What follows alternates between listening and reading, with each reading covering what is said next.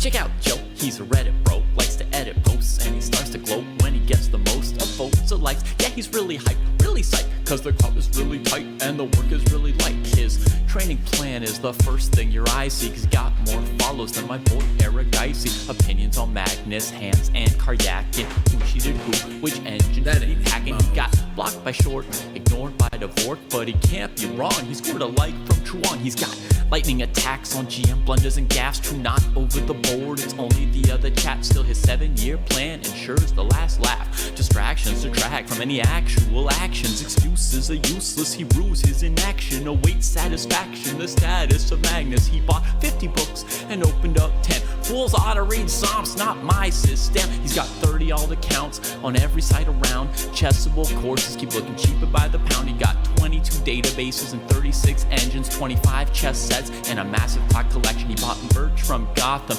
Bra and Naka, but his game history looked like some chess copy pasta. A GM coach that he don't listen to, and if you think it is, then yes, my friend, yes, this is you. But that all changed one bright sunny day when a friend said, hey, don't you know, welcome to the dojo, it's good to grow. Welcome to the dojo, I gave up on the easy. Sweatwork's what we need, G. Sweatwork's what I believe, waiting's what I'll receive. Don't you know, welcome to the dojo, it's good to grow. Welcome to the dojo, I stepped away from easy. Sweatwork's what we need, G. If sweatwork's what I believe, waiting's what I'll receive. So Joe got into the business, stopped the app sickness, daily practices with. All right, my friends, let's start this show. And today we're going to do, first of all, the grads for people who are in the 1100 plus cohorts. And then we're going to do Norway chess. And maybe David will join us, not sure. So let's get into it. A lot of graduates this week, so I did 2 shows. And the first up, we have a hero of the dojo, Skier Brian. Let's see what he has to say. Boom. Loving Dojo 4.0, and of course the program is working for me. Community is amazing. Thank you for helping me get my family in. We have a family plan now. Well, I should just say we're working on the family plan, and Skier Brian kind of helped prod us to come up with something. And we're still a little rough around the edges on how we do that, but I think we're going to get it dialed in soon. I confess that I am rebelling a little, as I have started Hammers, my first opening course as black, and I really want to determine an opening repertoire for white. I just won a book in my last tournament on the Collie with a bunch of Collie's games. Your guidance on the right opening study would be appreciated, but none would be difficult to swallow. Well, let's go look, because I think at 1100, 1200, you do get a touch. Skier Brian, you do get a touch. So, this guy's like my alter ego, and he has got this beautiful USCF rating. Now, we're going to go training plan, and we're going to go openings, and we have him doing, I think it's going to be 1 hour of each of the openings, right? So, well, actually, that looks. Wait a second. Show completed task 3. I'm a little confused why it says 3 out of 4 complete. Like, where are the other ones? Oh, I want to see show completed task. There we go. Right. So the main thing we want you to do in this cohort is to get a defense against e4. Now, I can tell that's unacceptable to you. I get it. Let me just explain the reasoning a little bit. The biggest thing any player will need to do opening-wise, whether you're a GM or, or super GM, is you need a defense against e4. Why is that? Because e4 is the one where it's the most violent and the most forcing, less positional. So that's why we want you to focus on doing this. Now, why don't we have Skier Brian? Why don't we have more? Now, for example, you're doing this hammer course, right? Fine. We actually had him on the show, podcast, and he talked about that course. But why wouldn't we do all this other stuff? Because first of all, your opponents aren't going to be playing a bunch of theoretical moves. You might think they are, but they're not. What you're going to actually be seeing are loads of games. We'll probably see it on the show. Loads of games where people lose tempi in the opening. And honestly, that's the thing we want you to get good at. So there's a lot of lost opportunity when you go do all this opening stuff. I get it though, how what you want is you want this feeling of confidence, of like, I know what I'm doing, instead of Krai's dumb learning how to develop stuff, right? You're like, Kraai, give me a break, buddy. What do you mean? And it's harder because I want you to really get a feel for what good opening moves are.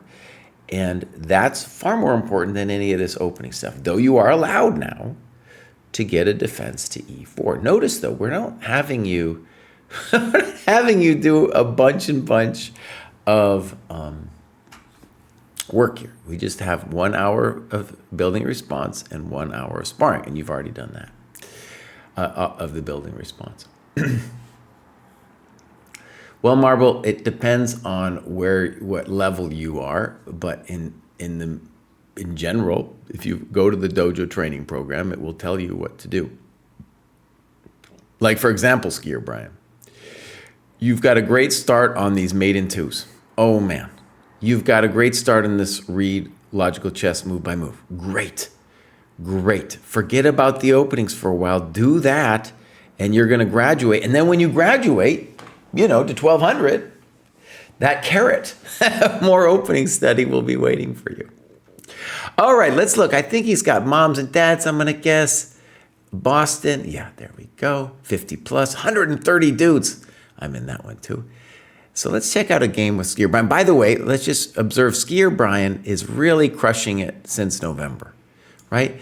And the rating graph is just showing it. He's doing the work and he's getting the progress, right? Beautiful. All right, so let's take a look at a game. This is going to be an OTB. Great. Do we have a times? We do. Oh, very nice times from both players. Very nice times. This might be Skier Brian's first view of his rating, his clock management rating. And in general, what we see at this level are people moving way too fast. But here we're going to say both players played really GM level time management skills here. So that was great.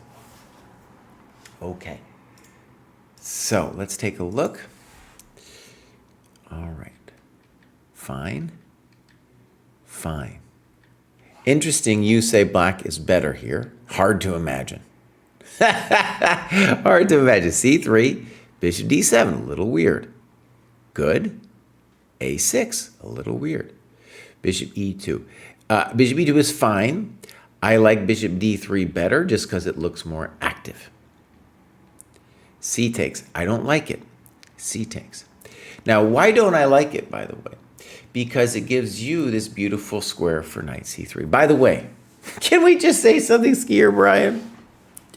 This whole stuff with e5, if you wanted to study it, and go real deep, you could. You could. But look what you've done. You're playing somebody who might have a sense of what, I don't know, maybe they learned bishop d7, a6 in a book, but they're not playing it right now. They're blowing it. Okay, bishop b5, not developing. Now, we do want to say that black is doing this with a purpose. He's trying to get rid of his bad bishop. And one of the interesting things, actually, just about chess in general, is that the old-timers were willing to sacrifice time to do something like this. And now, with our modern sense of dynamic play, we're like, oh, the winning of tempi is actually going to end up costing black in the long run, i.e. it's not worth it. So he spent a6 was a move he spent, bishop b5. So he's losing several tempi, and when he takes on e2, he's going to give you another tempo because when you recapture, that'll be with your queen. Solid. I don't know why you think black is better, or maybe that's a missed click there because you say black is a little bit, but oh, Kraai. Oh, excuse me. I'm sorry. I blew it a little bit. I blew it. Now, every time I reboot my computer, I don't know why, but I got to do this reboot of this. All right, so there we are. So that's what I was saying. He's got a little black is better. Doesn't make sense to me. I think white is doing fine. You're up a lot of time. Good move. 97. Maybe knight h6. Interesting. Now notice, it's taking him a lot of time to develop. Here, however, you have a issue which has nothing to do with the opening and everything to do with coming up with a plan. You play bishop g5, and what I like about bishop g5 is even if it's not a plan, you are defaulting to development, right? Great. Now, there's a lot of fancy things, GM level things I could say about this position, but you know what? I'm not going to say them. Good move. Fine. Queen b6. Breaking the pin and putting pressure on d4, b2. I still think I am winning or equal. Stockfish says no. When we evaluate the position, should we put what we think or what Stockfish thinks? Let's see, actually, I think what you put what you think. And after the game, you can put what Stockfish thinks. Now, you took on e7, and this is terrible. And you write, this wastes time and develops my opponent's bad bishop. Why am I solving their tempo problems? Oh, I remember why now, because if I did not capture the knight, then the knight will play knight ef5 and attack d4 a third time. Okay. So the question, though, is, could you find something else? And what we should say is, well, probably you will be able to find something else. Maybe it's not easy, but we should be able to find something here.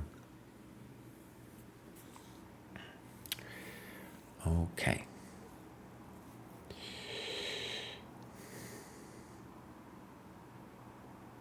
I would say a basic one would be develop the rook, defend your coconut, let's say d2 or d3. I'm not sure yet. Yeah, I'm not sure yet. One of those ones. And what we really want to do, actually, is if he takes it, we're dreaming anyway of bringing the queen over here. So, for example, bishop e7, queen g3. We want to get that queen in front. Now, I want to say that wasn't highly satisfying to me either. One of the problems about playing against the French is, you know, these people are animals. These people are animals. And our bishop, I didn't like bishop g5, it's got to be said, but I didn't. That was GM knowledge. Okay, I still think you're doing fine here because of your active development. But it's true, knight f5 is going to be a pain. It is just really, it's unfair, honestly, what's going on here.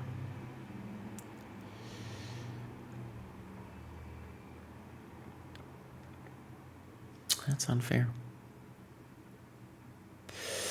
It is unfair how this went down. Hold on.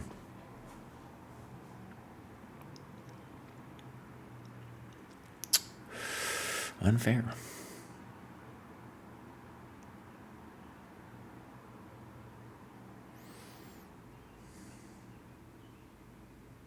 I don't have a great answer. I don't have a great answer here.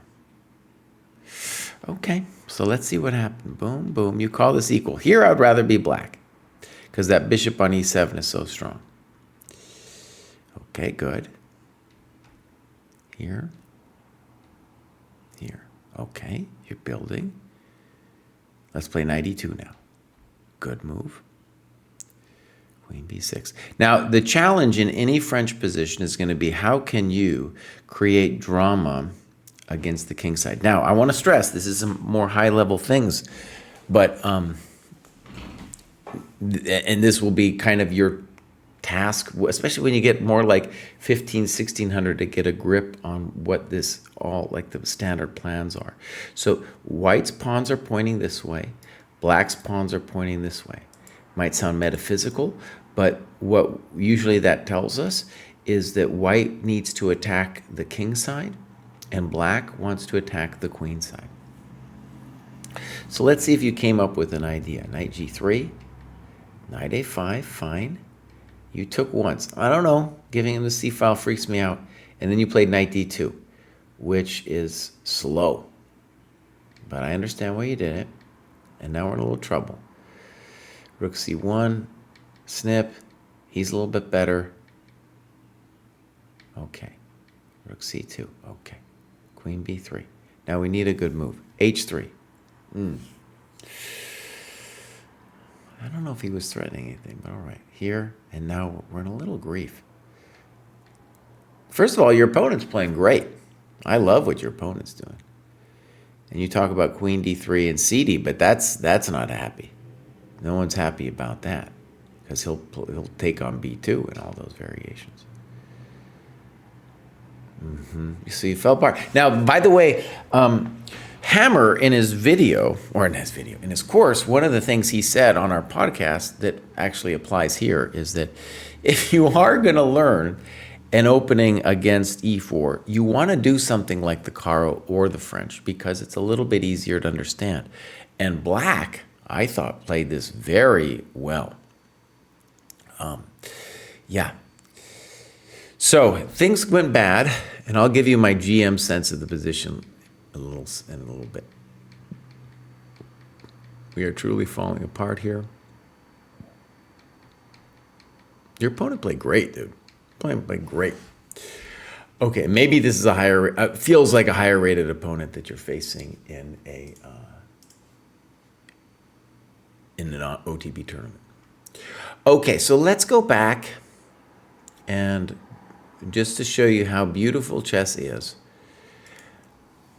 You have time here. You have some tempi, and you need to figure out how to do it, right? How to play the position. Now, actually, I want to start a little earlier. Once we understand what our, just call it general plan of action is, then this kind of position becomes a little easier to understand. So what is our plan?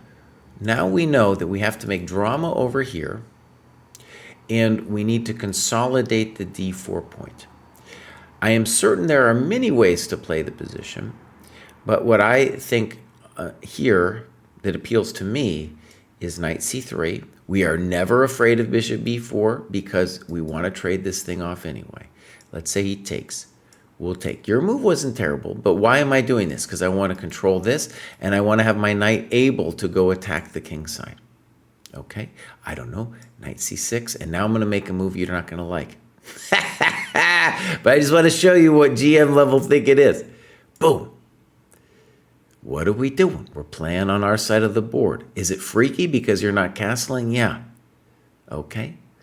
Now, one of the weird things about you learning a bunch of opening courses is they'll do stuff like this, and then you have to understand it. And it's like, oh, man. And honestly, Skier Brian, I think if you, even though this game went poorly, you were playing a higher rated opponent, and you defaulted to development, and that's what you should be doing right now. Because this, first of all, it's not going to be in any open, maybe, I mean, you'd have to really study a lot of lines before you came up with this, right? And here, black can do all kinds of things. Play h5, develop normally. What is white's next move? Probably h5. I want space on that side of the board. I want to defend this thing. Later, my king might go to f1. I'm feeling pretty flexible on it. I'm going to use this as a pivot point if he plays h5. Okay? So don't feel bad about that one, Skier Brian. Don't feel bad. And one thing to say is I think your opponent is playing, I didn't like cd4. I think bishop b5 is probably better. But here he is doing something, even if it is not the greatest. He is getting rid of his bad bishop.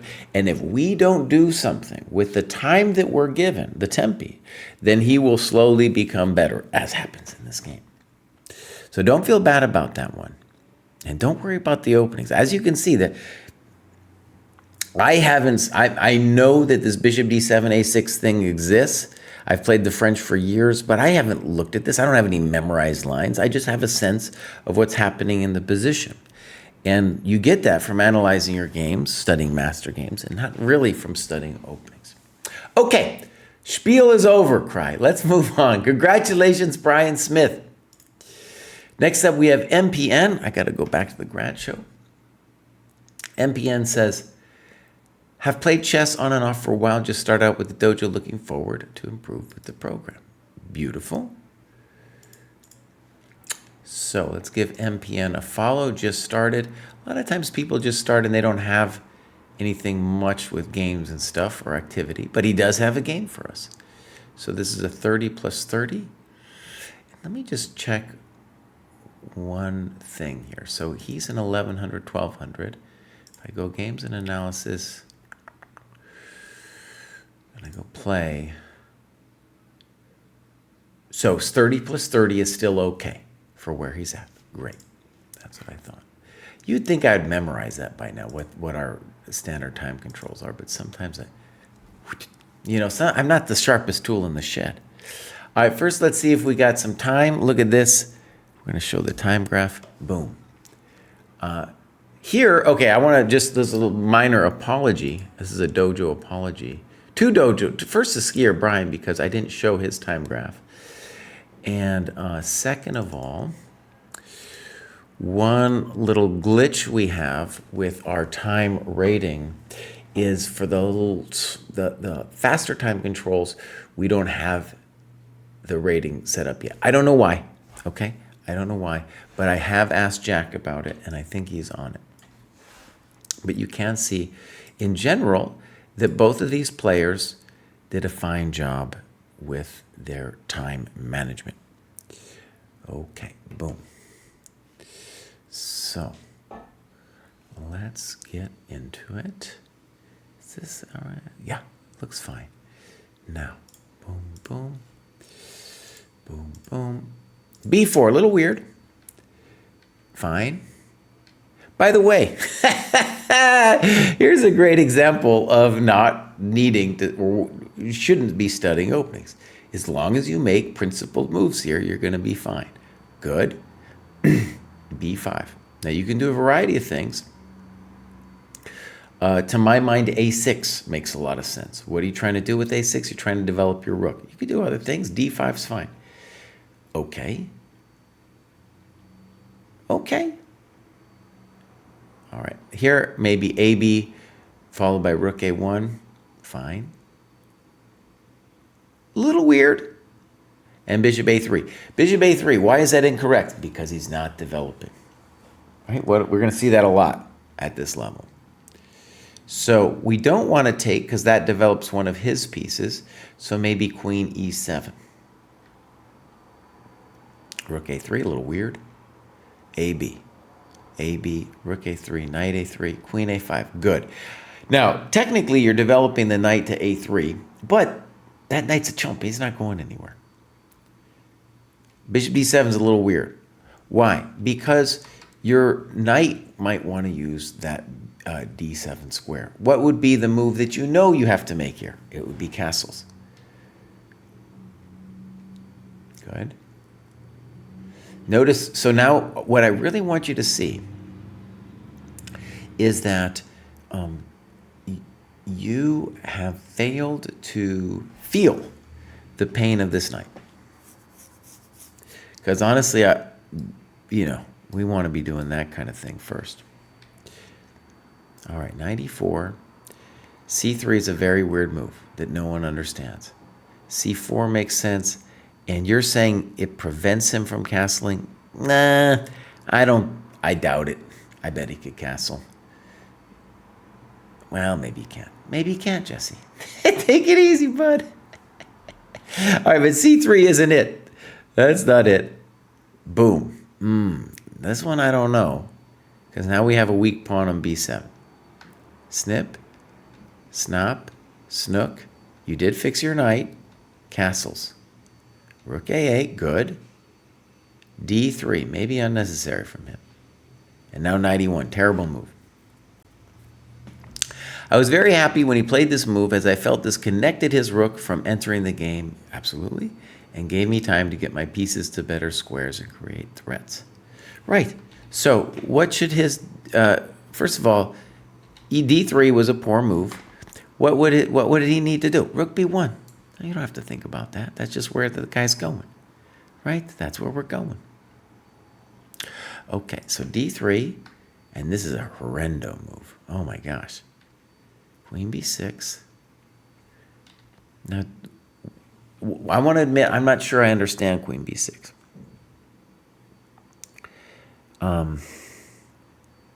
I would say the easy move to play would be probably Queen A1 or A2, one of those moves. I don't know if I get it. I don't know if I get that either. H6 or something to fix your king would be right. Now so what happened? You gave him time to fix his business. Rook D8, and now he finally plays Rook B1. And you say, this allows my rook to get in and pin the knight to the queen and cause back rank, make threats. And you talk about knight CD4, good move. All right, in principle, absolutely correct. Rook D2. That wasn't it, huh? Boom, boom, bam. Welcome to the dojo. Welcome to the dojo. All right, well done over there. Simple chess. The guy even plays knight E1. So well done, MPN. And yeah, you just got to the dojo. I'm sure you will start doing more stuff on this heat map, more stuff in terms of submitting games. Beautiful thing. Okay, now we have a hero of the dojo, Aegon. Oh boy, reaching the same cohort using USCF rather than Chess.com has been very challenging. Jesse, you said 1,800 by the end of the year was unreasonable, but if I can get to 1,500 USCF, can you arrange a freestyle rap battle with David? I think that's fair, dude. That's fair. And let me stress, 1,500 by the end of the year. We got, we're at mid-year here, basically, right? We're basically midway through. I think, I think that's also a very hard road. I want to see that rap battle, so I would almost want to say like maybe 1,300. Maybe 1,300. I'll try to arrange that rap battle. But you better be good on your game with the rap, dude, because David will smoke people. All right, PhD in economics, fervent socialist. Oh, yes, you're going to get along with David, dude. But I don't know if he likes the socialists. Sometimes the communists and the socialists, they hate each other even more than they hate the capitalists, dude. Proud Chilean. Wrote this bio after watching Jesse complain that nobody wrote anything about themselves. So there you go. Would like to challenge David to a freestyle rap battle. Okay, beautiful stuff. Now, first of all, Aegon has graduated numerous times. And he went, and he looks like he's using the USCF now, whereas previously maybe he was using Chess.com. He's doing his tactics tests. The tactics tests very consonant with where he's at. So this is all looking great, and I'm impressed. Look at this work. Also November, lots of tactics in there. Beautiful. Yeah. And he is playing a lot of games. This is a new feature we have at the dojo. You can see this 70. Whoa. I got to fix my layout here. Fix the layout, Jesse. Fix it, my friend. I sometimes use this layout for other things, which I shouldn't do, but I sometimes do, and so it gets capoodled. Now, there we go. Let me make it just a touch smaller so we can see that beautiful heat map that Aegon's got there. Okay, good.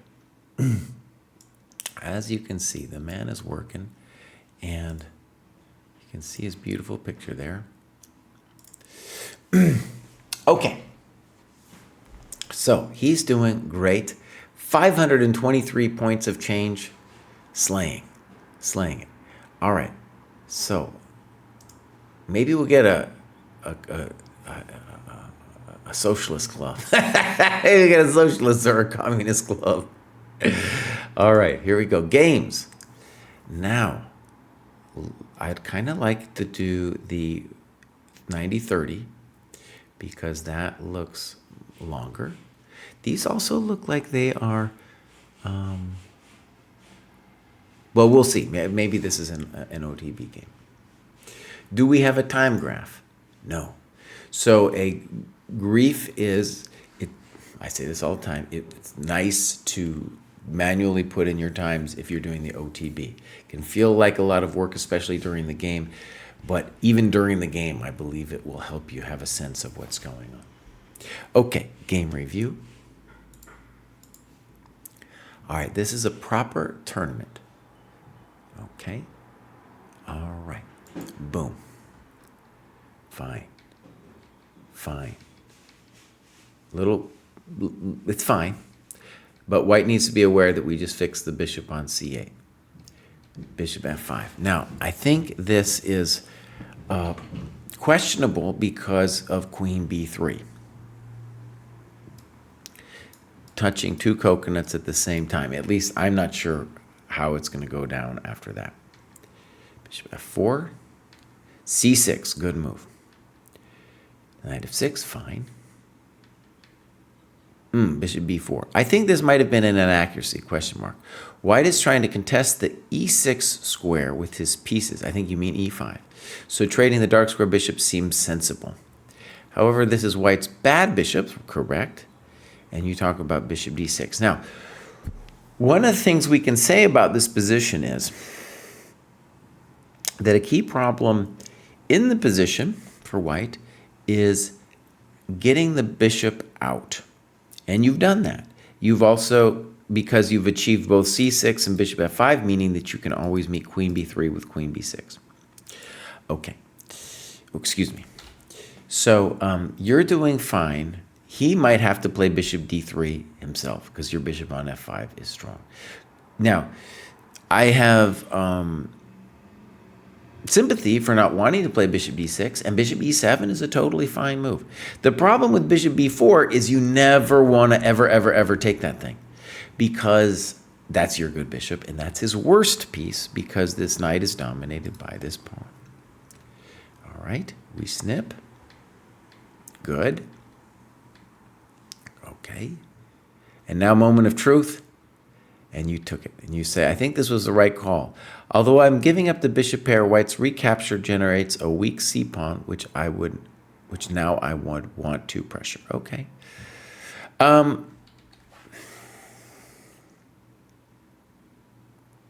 Would I have taken that thing?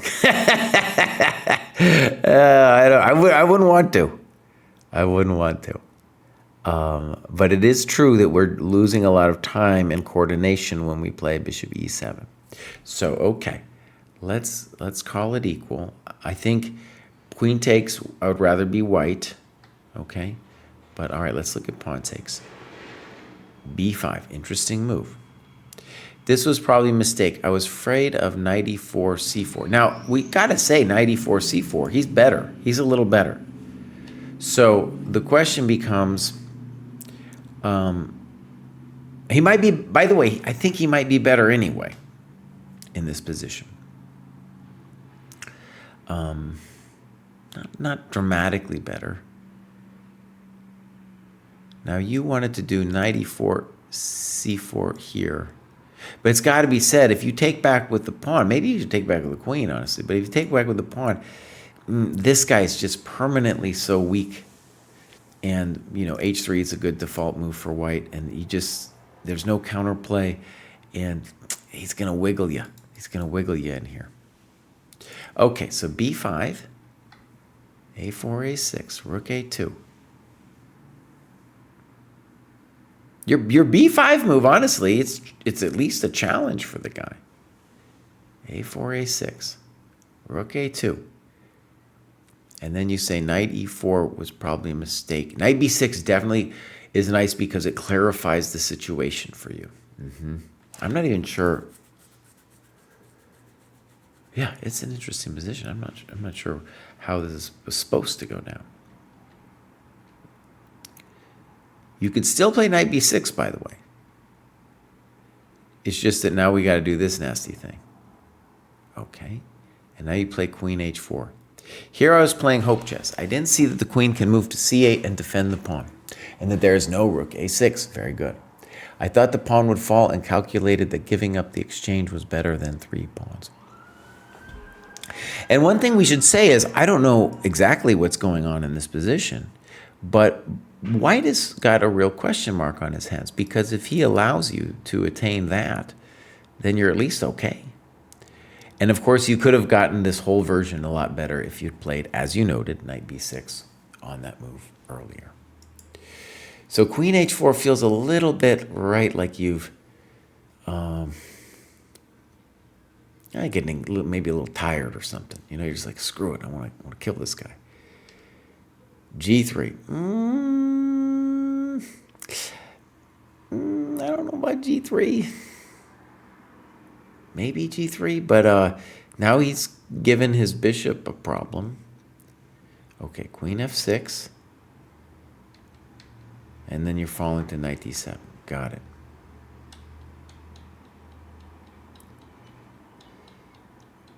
But now I don't know what's happening here, but I just want to stress, if I was White, this would be the move that would scare me a little bit. I want to stress I have no idea exactly what's happening, but the general point would be that on knight c6, Black has 2 interesting options.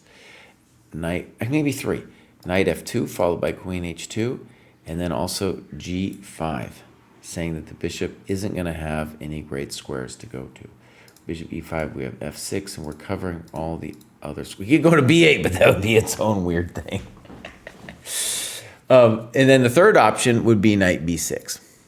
So I wasn't convinced by g3. A real boneheaded thing to do here would just be to play bishop. Now, maybe it's got something better, but just here, because that's your good piece. And so now he says, well, how are you going to not lose this?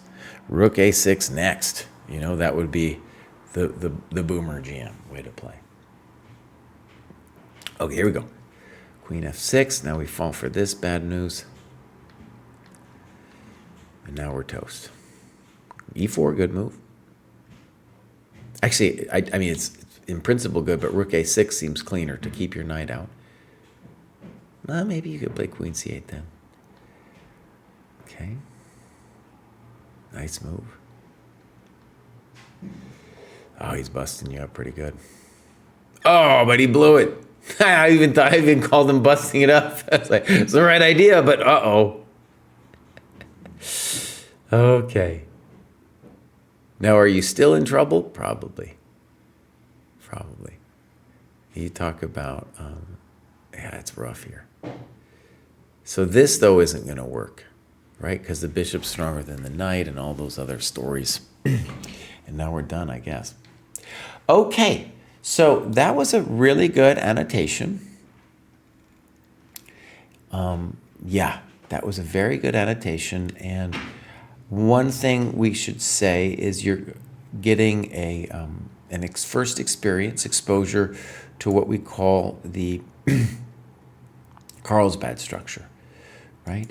And so here the standard moves would be c6 or knight f6, but the big strategic things to say is that once you achieve this, you're fine, right? Once you achieve c6, because you're totally solid and your bishop's out. I don't want to get too theoretical, but the kind of big theory line would be here, here, here, and then a lot of times they'll play like e3, with the point that on bishop f5, which you would like to do, they now will double your pawns. This is a whole big old debate controversy thing. Okay, so well done. Let's move on. We got Tom. Tom doesn't tell us anything. Doesn't have any points, so maybe just a new member that graduated. We'll see. Nothing going on in Tom Myers' life. No clubs, no games. So join the sometimes we have these ghost people. They did graduate. He did graduate. He's doing something right, but I don't know. You know, he's not doing the dojo way, whatever it is he's doing. He's definitely doing the chess way. All right, next up we have Julio Chobo. All right, we're going to give Julio a follow. Now we're getting up there a little bit. Now we're in the 1400s. People are getting stronger.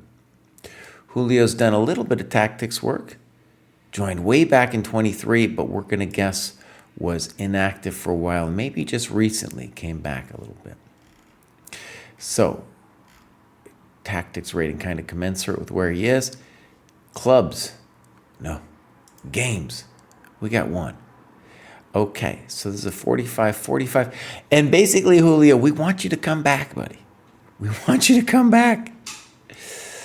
All right, here we go. So first we got a time graph. No, we don't. So we're going to go game review. Round 2 of the... Okay, thank you. And let's get into it. 45-45 league. This is Julio. This is some kind, it's called the Nimzovich variation. Well done. Well done. Well done. The starting position from which I started to prepare. Okay.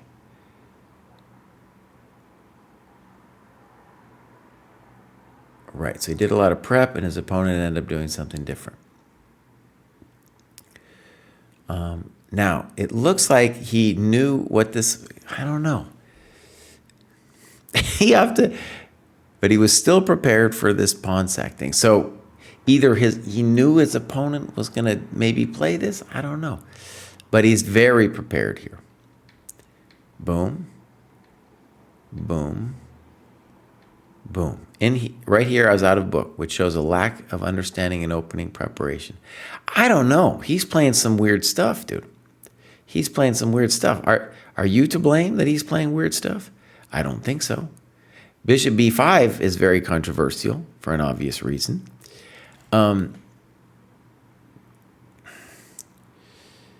Yeah. So, I think e takes d6 has got to be the move. Got to be the move.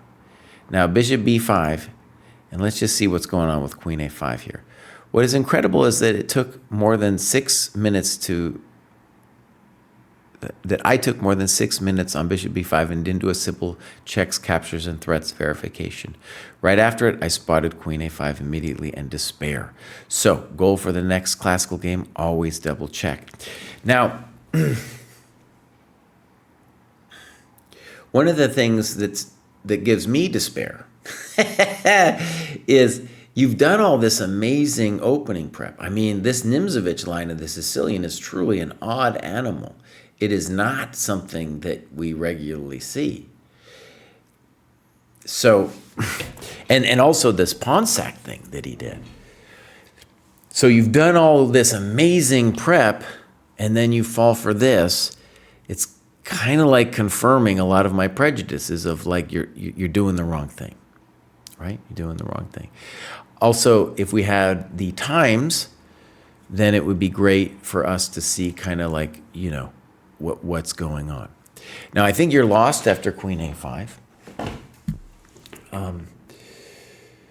Yeah. And I don't know exactly how he's going to play on e takes d6. But my guess would be maybe bishop d6 with the threat of this cheapo.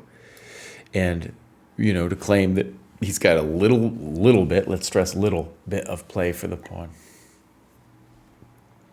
Okay, let's see if he gave you a chance. And he's got the piece and the compensation here. Yeah, that's a good move. That's a good move. That's fine.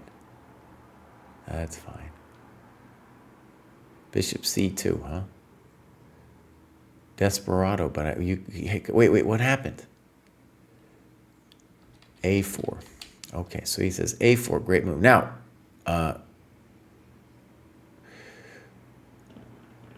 Are we claiming that black is in trouble or something like this? Boom, boom. Now he doesn't have to play bishop d3.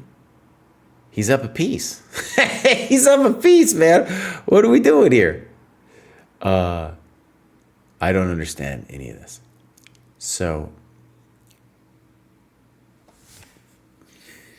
at the bare minimum, he could go bishop d3, bc, and then bishop e4. Then there's questions about, can he move the knight somewhere? Why doesn't he keep his piece, for example, on knight d8? It's an ugly looking move, but I don't see how you win a piece. I also don't see how you win a piece on knight b8. Now, still, I'm not saying a4 wasn't a good try. Your opponent freaked out here, right? Okay, and so now all of a sudden we have an interesting endgame where you're just a little bit worse. BC, fail. I think that's a fail. Well, actually, let me slow it down. Let me slow it down. So the problem would be if rook c8, either one of them, you could play bishop c3, and on bishop takes, you snip. Okay, so that's why he does this. And you write, now I'm just a pawn down, but with excellent drawing chances. And you play f3. Okay.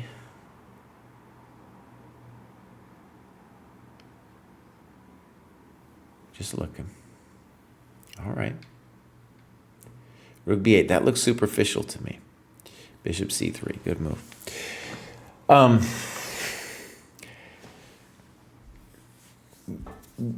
One thing, and you probably felt this, but your king is better. So that's one of the reasons that you have every reason to hope. And against this level of opposition, you might even get winning chances. All right. This looks poor because now you have a good bishop. Now you have the rooks. Fine. H4 maybe. Okay. I kind of... You got other moves too. Okay, now we don't want to make that trade. Rook d8. Oh, maybe. No, I don't. Well, okay, maybe. Here I wrote, I suspected he wanted to go for a bishop ending, but it should still be a draw with best play, I think. And although I am far removed from best play, more accurate words have never been spoken. I just want to say against this guy, he's played so poorly, I would play rook c6 hoping to win the game. Okay, because we're going to play h5 next. He can't really move. I might be able to squiggle and wiggle, you know. All right, bishop d8.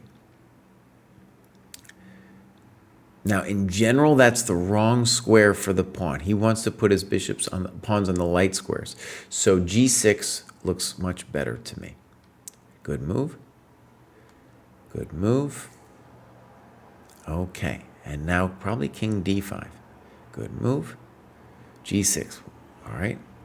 Good move. I like that. All right. Now we need a plan. You played bishop d2. That's fine. You're playing great. See, now you're the one. Your opponent played soft. And now you're the one. Oh, another pawn on the wrong color. This felt like a minor step in the wrong direction, but black is near Zugzwang. Bishop e3. And now he blew it. c4. Yeah, it looks awful. So you took, and now we have a big calculation decision. Here it would be nice to know what the clock time situation was, right? Okay. So, king c4, we can go back to king c6 if we need to. And now you played king d4, king b5, king c7, king a6, correctamundo here. And now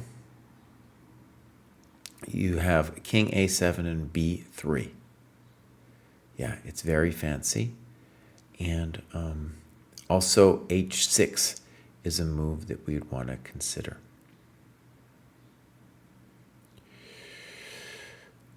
Is it hot? Yeah, it's hot. But the point would be h6,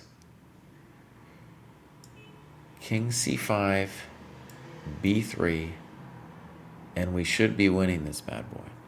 Yeah. Hey, can you create your own training plan or switch the test? Yes, you can. All right, so King D4 would be great to know the times. B5. Oh, this is hot. H6. That doesn't look right. Boom, boom, boom, boom. Oh, no. This was definitely a mistake. So he just needed to play King F7, right? And now we go back. We say thank you very much. Boom. Whoo, good. By the way, one thing I want to say about this, Julio, that you've done really well is I see so many dojo games that are really well annotated about the opening and then the early middle game. And you did a lot of good analysis in this end game where it becomes clear, right? That like, oh man, there's a lot of complicated things going on. And here you're winning. Crispy critters.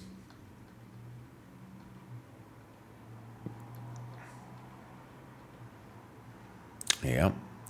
Okay. Well done. Big focus on opening preparation has not worked so far. Right. Skier Brian, who might listen to this later, take note. This is somebody who is stronger than you are. He actually has a lot of opening stuff to do in his training program. Not considering opponent's resources. That bishop b5 thing was definitely painful. I played the end game terribly until the very end. Okay. Need to work on calculation. By the way, the best way to work on that end game calculation is what you did by analyzing your game. Yeah. And he had low time at the end. Again, we could get maybe a time graph next time. Okay. In general, that was great. Ali says, how can you do that? Let's see here. So, actually, for your amusement, I'll do this. One of the things I need to actually do is I go to my profile and we go, let's say the task that I'm going to create is in games and analysis. So the first thing you want to say is to yourself, whatever task it is you want to do, you want to say which bucket it belongs in. The task I'm going to create belongs in the games and analysis bucket. So I'm going to hit custom task. I'm going to say Norway analysis. Okay. And so Norway.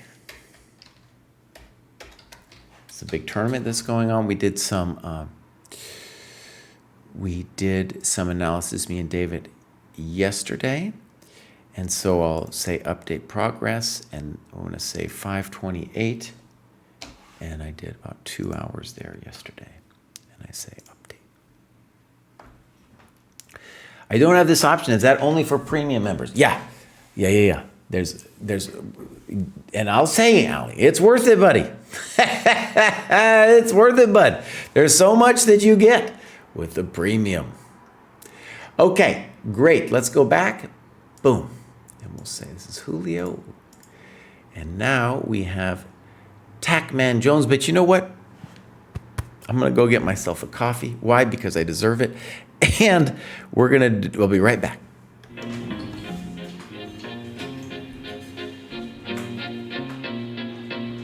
Welcome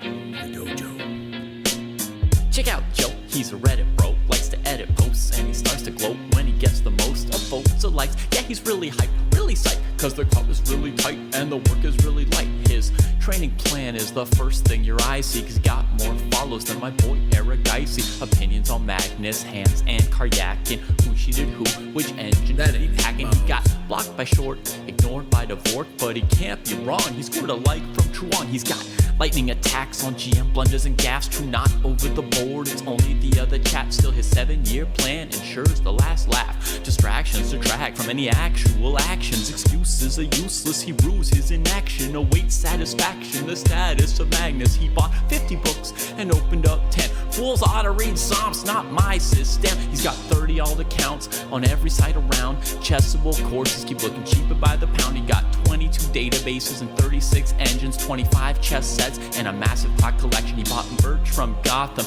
Bra and Naka, but his game history looked like some chess copy pasta. A GM coach that he don't listen to, and if you think it is, then yes, my friend, yes, this is you.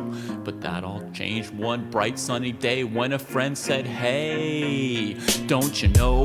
Welcome to the dojo, it's good to grow.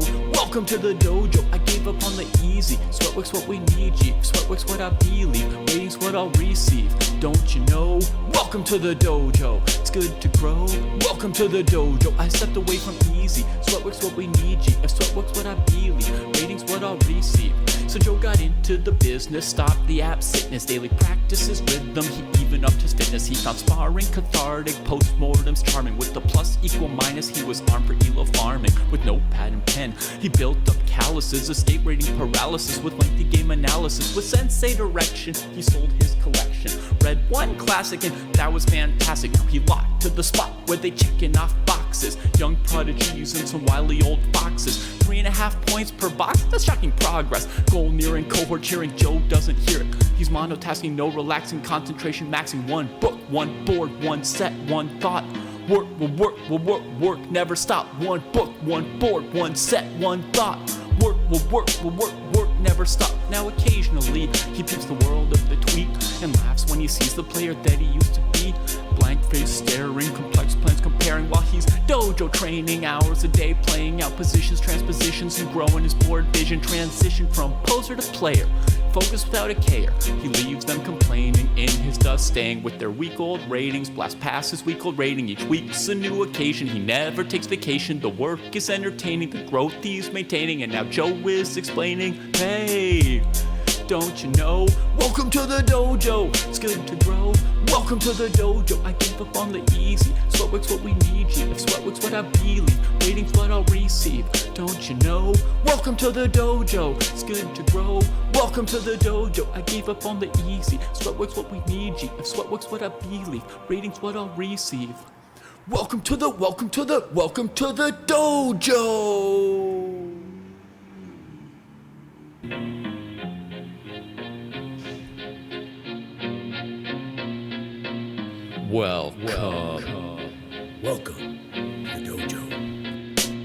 Check out Joe, he's a Reddit bro, likes to edit posts, and he starts to gloat when he gets the most of votes or likes. Yeah, he's really hyped, really psyched, cause the club is really tight and the work is really light. His training plan is the first thing your eyes see, cause he got more follows than my boy Eric Dicey. Opinions on Magnus, Hans, and Karyakin. Who cheated who, which engine that he hacking. He got blocked by Short, ignored by Dvorak, but he can't be wrong. He scored a like from Truong. He's got lightning attacks on GM blunders and gaffes. True not over the board, it's only the other chat. Still his 7-year plan ensures the last laugh. Distractions detract from any actual actions. Excuses are useless, he rues his inaction. Awaits satisfaction, the status of Magnus. He bought 50 books and opened up 10. Fools ought to read Psalms, not my system. He's got 30 alt accounts on every site around. Chessable courses keep looking cheaper by the pound. He got 22 databases and 36 engines, 25 chess sets, and a massive clock collection. He bought merch from Gotham, Bra and Naka, but his game history looked like some chess copy pasta. A GM coach that he don't listen to, and if you think it is, then yes, my friend, yes, this is you. But that all changed one bright sunny day when a friend said, hey, don't you know? Welcome to the dojo, it's good to grow. Welcome to the dojo, I gave up on the easy. Sweatwork's what we need, G. All right, my friends, we are back. Guess who's back? Back again. Tackman Jones. Let's open this up. So that was me. This is Tackman Jones. Just trying to achieve 2,000 ELO. That is a very ambitious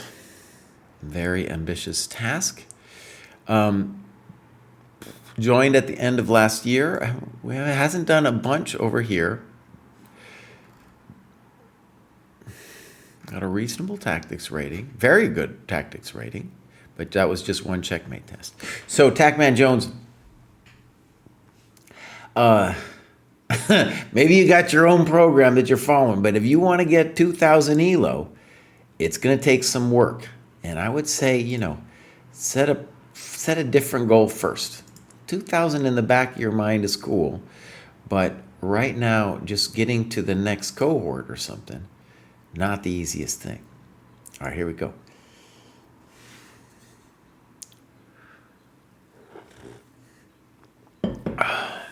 Okay, so first, do we have a time graph? This is a 10-minute game. Oh, no. Oh, no. So we can't do it, Tackman Jones. We can't do a 10-minute game. Also, if you want to make 2,000, you're going to need to play some longer games as well. Okay, so once we get up here to the 1500s, we really need to start playing longer games. The opening courses are pretty detailed. I would say that is not a primary reason for you to join the premium plan. There are much more better reasons, but yes, opening courses are there, and opening courses is also something we just did a lot of stuff with 4.0, a lot of updates, but moving forward, we're going to get a lot more opening courses involved. We're going to improve our opening courses UI as well. Okay, this is Mark. I believe I've seen Mark before. Look at that. Of course I have. He's graduated all the time. And he's also got a FIDE rating, but he's using his ChessCom rating. Clubs. French Dojo. You're right. I remember this. Mets. And then we got games. And these are ancient games, Mark. These are ancient games. So it looks like he's doing a lot of tactics and opening, playing some, but these games are ancient. They're from last year. So, Mark, we need more from you, my friend. Though what I want to say is I really like your dedication in the since September. You've really brought it, and it seems like your rating's also going up because of it. Can you compare them to Chessable? Better than Chessable. Yeah. Ali's also asking me questions on the YouTube. All right, so Mark, hopefully we'll see you again soon. Next up, we have Morbid. Morbid doesn't say anything, doesn't have any points. Might also be a ghost. Ghost 16, 17. Doesn't have anything. Joined recently, though. Clubs, no clubs. Games, no games. So I think Morbid just joined, and we need Morbid. We need Morbid to come in here. All right. So, next up we have Puzzling World. And Puzzling World, I'm going to give him a follow. We are now getting stronger here. Oh, and this is Archangelisk. Why do I know this name, Archangelisk? There was a game I was looking at recently. Was it? Or maybe it was last week and they graduated. I remember this name. I don't remember exactly why. Okay, so they are graduating all the time. It probably was last week. But Archangelisk doesn't say anything. We got some clubs. Okay, these are also 10-0s. You guys. You guys. All right, let me just stress kind of a fundamental philosophy of the dojo. So, it is okay if you want to become a good blitz player. That's fine. But one of the things we really believe is that in order to get good at blitz, you've got to play some longer games to really have the experience of thinking deeply about a position and getting good at it. Otherwise, you're just going to be stuck playing superficial thoughts. And what that means is, if you play those longer games, let's say you want to become a blitz player. By playing the longer games, you're going to be becoming aware of plans and ideas that then, if you get fast at it, you can play it in these 10-0 blitz games. Nice, Dami UK. Glad to have you be here. So, Ali's also going to give it a shot.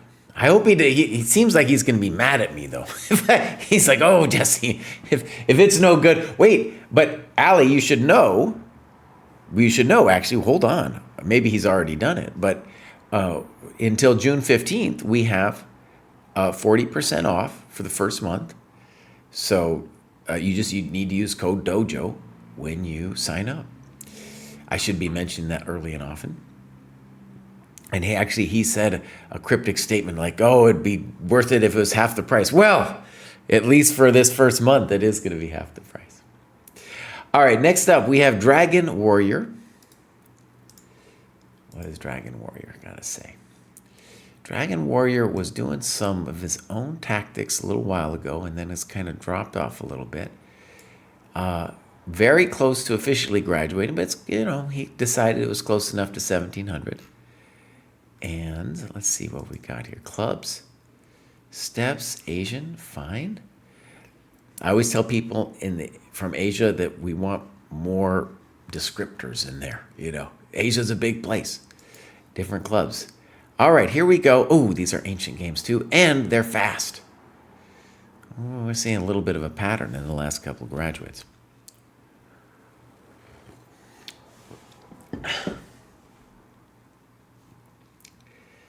Oh, Dami UK, I hope you don't feel cut out. Sometimes I think it's definitely a good value no matter how you do it. But I know for myself, if I miss a discount, I'm like, oh, I got. All right, here's Gojira. Gojira's second graduation since joining in January. Very happy with the structure. Did not have a great weekend at the Chicago Open. Chess is still hard. And I just want to say, once you start getting up to where you are, Gojira, chess is very hard. I need patience and to work the process. Haven't been missing tactics lately, big improvement, but need reps and evaluation help to avoid getting beaten by a better plan. Looking forward to reading Perelstein's Evaluate Like a GM in this cohort, as well as finishing Reassess Your Chess. I think that Sensei reviewed a game of mine last month with the wrong color. My fault, wasn't setting white-black correctly on my games. Didn't think anyone would be looking at them. Fix for recent games. Great. Tommy's going to cry himself to sleep tonight for missing the offer. Okay, so let's go look at Gojira here. Get to be a respectable A player by the end of 2025. Okay, so yeah, currently he's 1764, and he wants to be 1900. Right. He's got the sweat work here. There we go. This guy's preaching it here. And as you can see, Gojira has really been cranking it. It looks like a New Year's resolution, right? Looks like a New Year's resolution that he's really held. Yeah, so he's got the weekly goal of 7 hours, and he's basically held it all of this time. Okay, so this is looking great. And I want to say 1900 by the end of the year is very ambitious. And, he's done great recently. Even that Chicago Open didn't seem to hurt him too much. Okay, so clubs, or maybe the Chicago Open is yet to be rated. 50 plus, I want to say I'm in that group. It is hard. It is hard to get better with 50 plus. I'm working myself. I have my own struggles.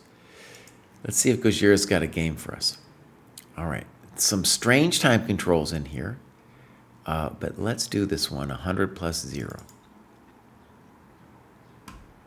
First, we got a time graph? We do.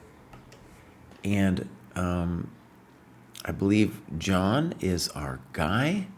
And as we can see, John is moving a little bit fast, but this is a beautiful, very interesting rating graph for me, because these players are still playing better than their rating when it comes to the clock. They're not perfect by any means, but they're playing better than the rating.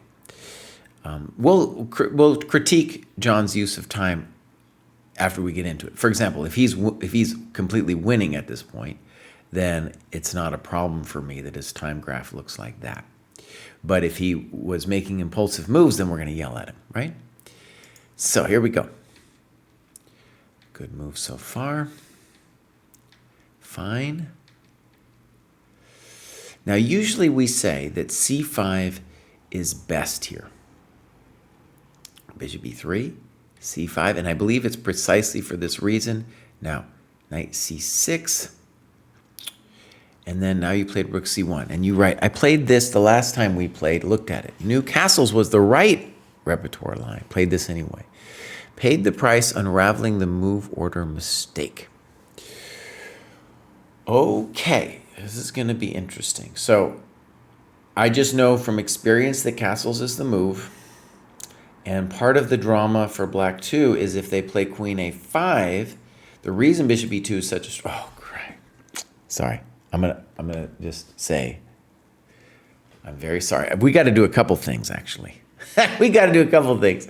First, I was talking about this time graph, and that was okay for me to be talking about the time graph, but I don't think I had it on the right one. I was just talking. You know, sometimes I see interesting things and I start talking and I'm just not aware. As a streamer, my rating is about 800. Okay, now we're going to go game review. You played bishop e2. This was fully correct. And I just want to stress the reason, as I was explaining, is that on queen a5, then we can castle because queen takes rook and then rook snip, and we have a nice position. Okay, so knight c6, rook c1, probably still doing fine. Queen a5, and now you castle. I think this is okay. I mean, it would be very frisky for black to take the a-pawn. And now dude plays rook d8. And you do an ugly move here by playing rook c2. You say ugly, but if I can swap rook c1, queen d2 for rook c2, queen d1, should be able to hold everything together. Okay. Now, one thing I would want you to do is just spend a momentito reflecting on what it is you think maybe would have been better than rook c2. Because rook c2 is weird. Let's just be clear. That's a very weird move.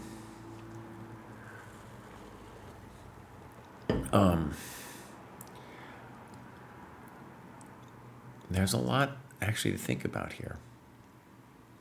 So, for example, if we play d5, dude might be able to take here. At first it seems dumb because it'd be like, oh, I touched the bishop. And then he goes like this, whack! Oh, man.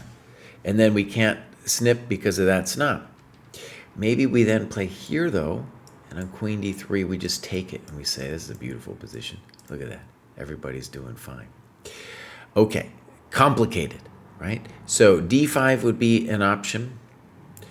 I think what I want to stress about rook c2 is I don't think he's ready to take that thing anyway. All right, here it comes. Now d5. Okay, so bishop f3, bishop f3.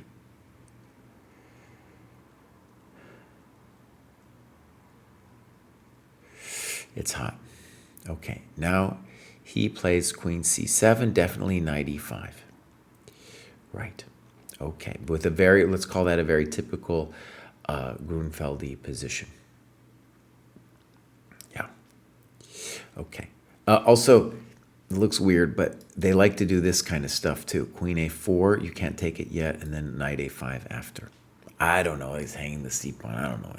I just know these positions are very hot. Snip. And you should say thank you when they give it to you like that. Now, why not bishop d4? Right? Why not bishop d4? Here, I think you're moving a little too fast on bishop e3. You're still doing great. Bishop e2, good move. Okay. Now you go to d4. Maybe showing that we should have gone there in the first place.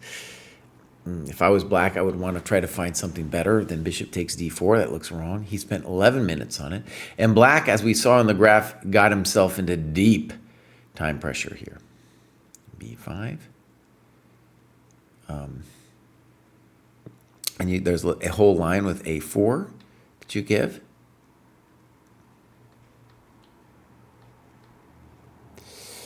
And now it's just going to be a question, are we winning this thing? It looks like we're winning the pawn. Winning position. Okay, time to regroup and get a plan to convert this clearly winning endgame. Yeah, okay.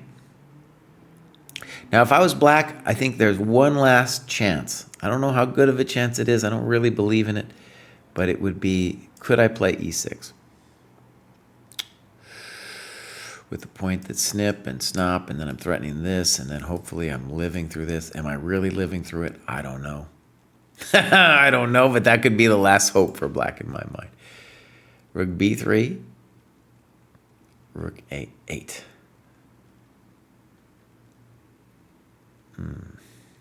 Good, F3. I wanted to see that a little faster.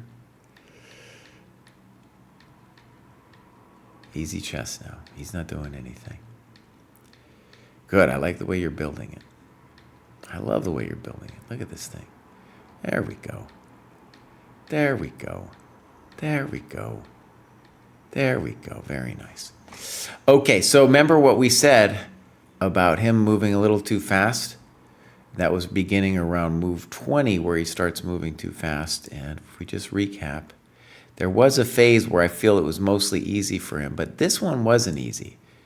You know, he spent 2 minutes on Queen B1, and that whole phase here, that's where he needed to spend more time because a better opponent's going to put up more resistance than this guy did here. Okay. Dami asks, is uploading and annotating games something I will learn through the training program? Yes, absolutely. We have a lot of videos. We have this amazing book called How to Analyze Your Games. We have other people. I think one of the easiest ways to do it is to, if you've never done it before, for example, I would say going into your cohort and looking at how other people have done it. That's a beautiful thing. Also, if you get somebody in your cohort to review some games with you, that's also a beautiful thing. Because at first, when you just start analyzing your games, it can feel like, what am I looking at? What am I doing here, man? This is so weird and hard. I have no idea what I'm doing. I don't know what to ask. But if you do it with somebody else, you'll find just by, they'll have questions about the position, and then you'll start talking. And, you know, you'll start finding the questions that are needed to look at. Yeah. Okay, iCastle Queenside, thank you for the help. All right, boom, we're going to mark this as reviewed. And now we have headward. And you know what? Let's go over here. I think the big old Norway thing is started. So I'm just going to go look in on it real quick. And I think, as I said earlier, I think David will join me. You never know with David, dude. You never know. But in any case, it was very fun yesterday. And let's see here. Events. We're going to go watch this one. And right, we have Magnus against Arjun. Looks like an equalish position. Oh, Gukesh against Fabi. Beautiful fight. That looks no. Well, Gukesh has sacked the pawn with the two bishops. We're about to find out. He's going to have some compensation. Do I see it? No, I don't. And Naka against Wei Yi. Naka lost yesterday. I'm sure he's pissed. He can be so antagonizing towards his own self after he loses. That position looks roughly equal. Anyways, we're going to take a look at some of that after the grad show. First up, though, we have Headward. Headward P. Headward, say something about yourself, bud. He's at 1850 normalized, 2108. And let me just say something obvious, Headward. At 2108 ChessCom, unless you're getting all your games in from the dojo, you're facing a gazillion cheaters. So I don't know where you are with the OTB, but that would be a good moment to switch. Because at 2100, it's almost 50% of the people you're playing are cheating.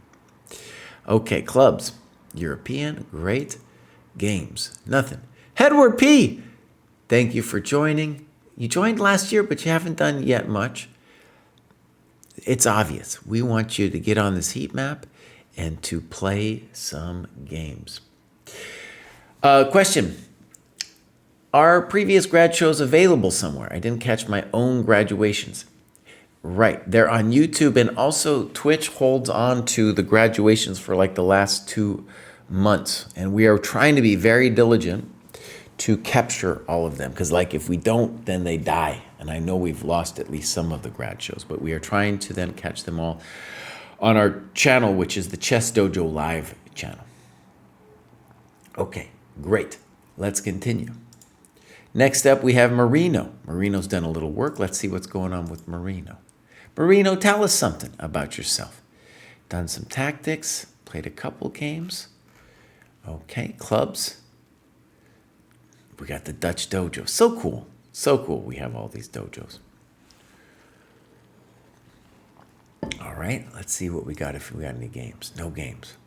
Now, Marino joined also kind of a ghost player. Joined in 23, maybe, just recently got back into it.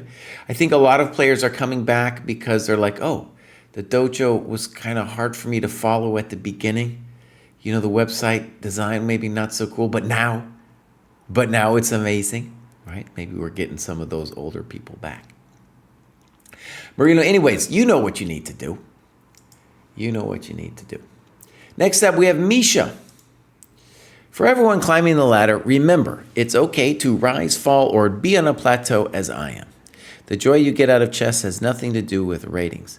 Jesse, I love the program for many reasons, but primarily for the training plan, which I generally follow, but don't log enough. Keep up the good work. Great. And you can see Misha's logging it there. He's doing 112. And these graduations are hard. These are very hard graduations. So definitely congratulations are in order. He's got 1808, 1833 USCF. That all looks great. So has been doing, looks like, well, you can see he's a sporadic worker. He does a little bit and then he goes away and he comes back. Clubs. SoCal. How can you be both SoCal and Boston? How does that happen? All right. Do we got a game from Misha? Oh, we do. We got a recent 90-10. Let's give it a look. First, we got times. Oh, we don't got times. Probably a OTB. Remember, you can bring in the times for the OTB. The other cool thing about bringing in the times now is now you will get, both players will get a time management rating.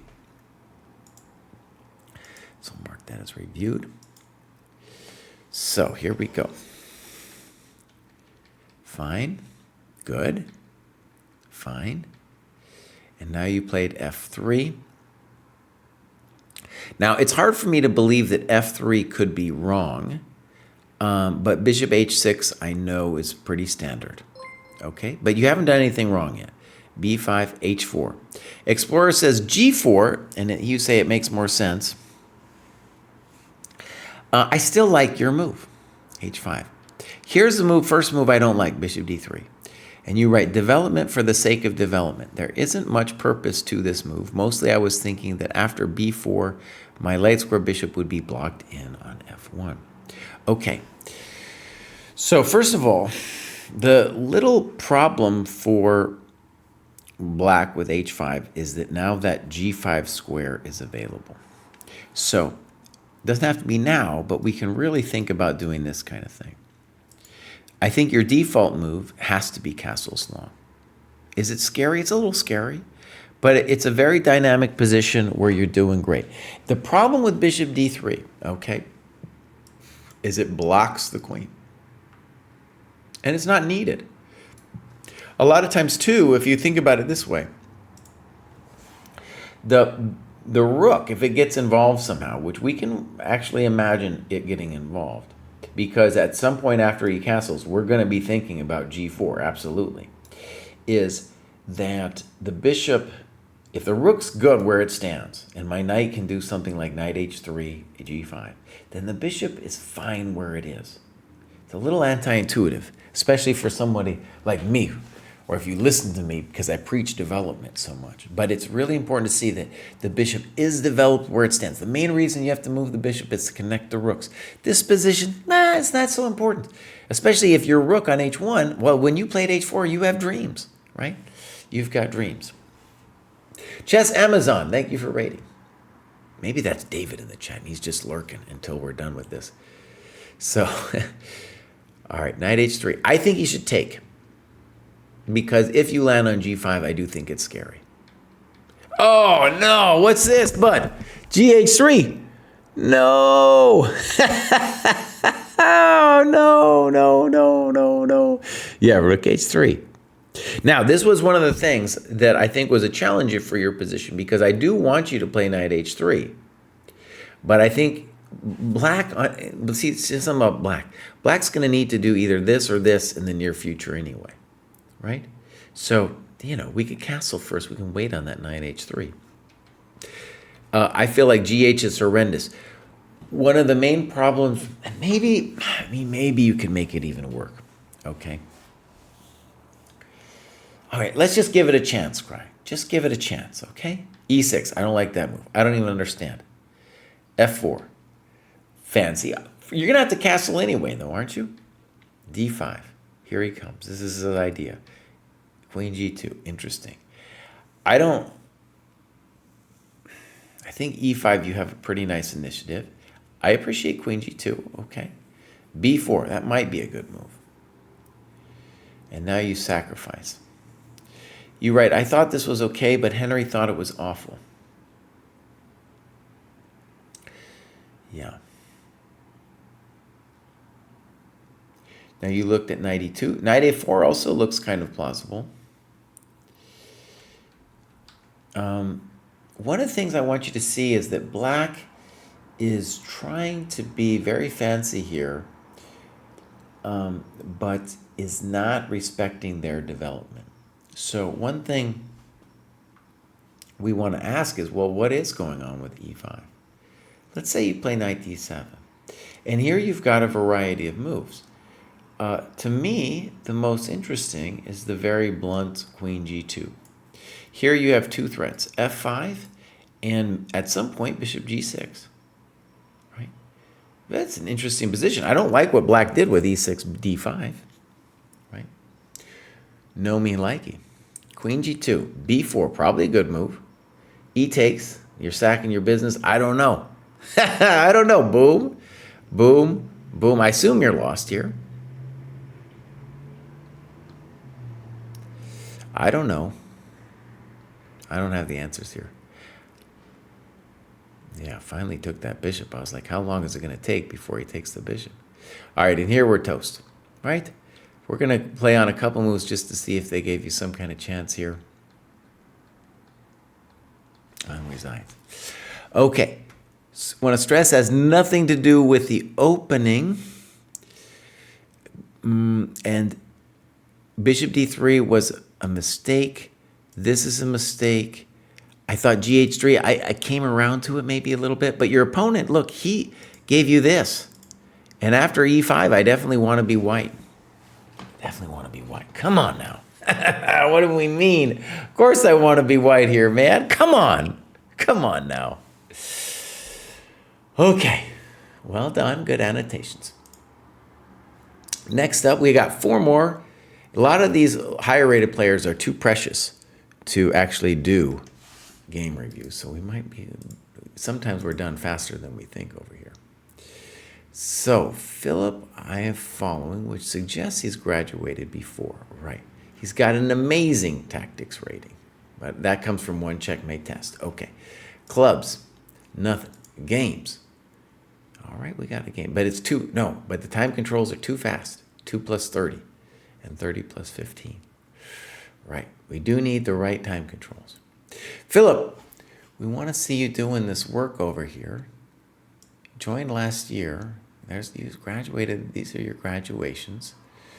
Yeah. Now, longer games, Philip, and then we're going to do some annotations, okay? But I want to see it, Philip. I want to see it. Maxine is coming up, and he has a game for me. He wants me to go easy. All right. He says, I think you have the best game analysis platform on the internet. Thank you. Really enjoyed using it so far. My CFC rating has finally caught up with my ability, I think. So I might need to follow the dojo prescription for real to make the next rung up to expert. Looking forward to the challenge. Great. I have coached a lot of players through the years, through the decades, getting to expert. So expert, we usually call like 2000 USCF. CFC, I believe, is kind of similar. You can see there's our it's very similar to the USCF.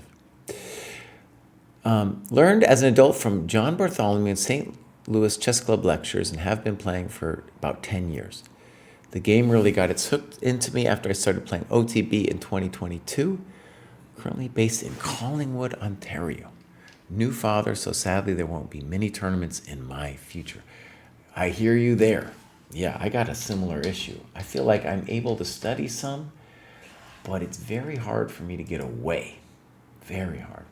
I'm looking up Collingwood now just so I have a sense of where that is. Like everything, it's right next to Toronto. Like everything, it's right next to Toronto. I've been to Kitchener in Toronto. We played a tournament in Kitchener 8 years ago. Okay, so he's up there on the other, he's on Lake Huron up there. I'm sure it's beautiful. Yeah. Oh, yeah. Just gonna, I feel like I need to stroll around Collingwood just for a second. I'm dropping the Google man into Collingwood.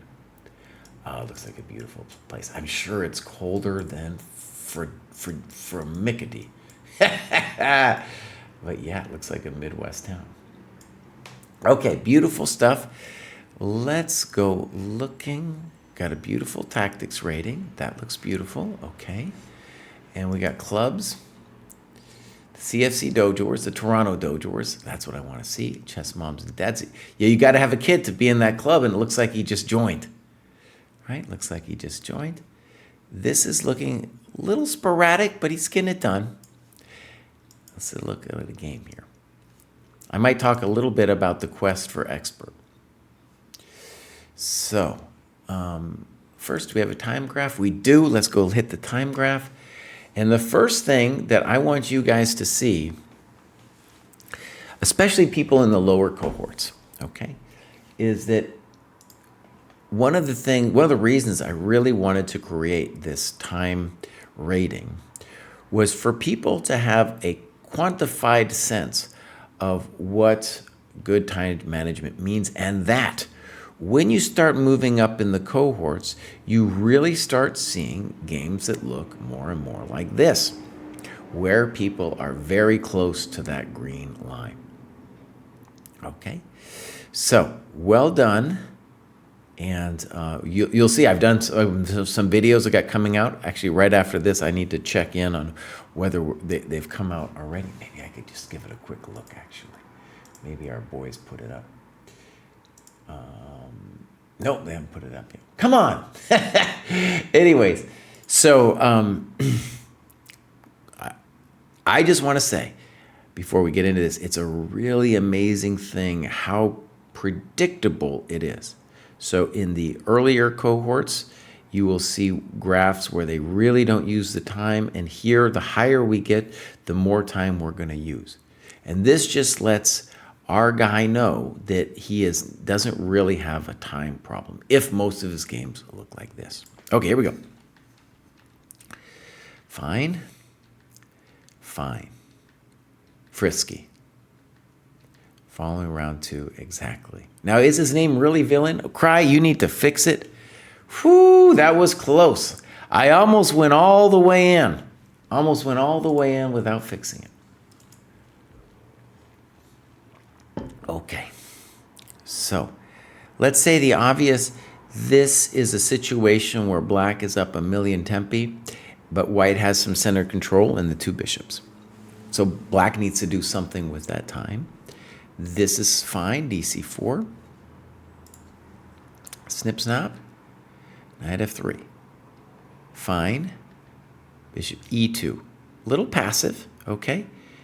b6. Why? Because you're not fighting for the d3 square. Black can do a lot of different things. Rook d8. We both thought the rook might be better placed on e8 to support the e5 push in this postmortem, but it can't be that bad. Here I'm more or less out of book. I know we're often playing c4 and going for hanging pawns in this type of position, but here it looked dreadful. I'm already a bit uncomfortable. So I think a problem of bishop e2 was that the queen now doesn't have her natural square. And rook d8, I don't like it, but I understand why it can be a little hard here. To my mind, Black should be making a choice between one of those two moves.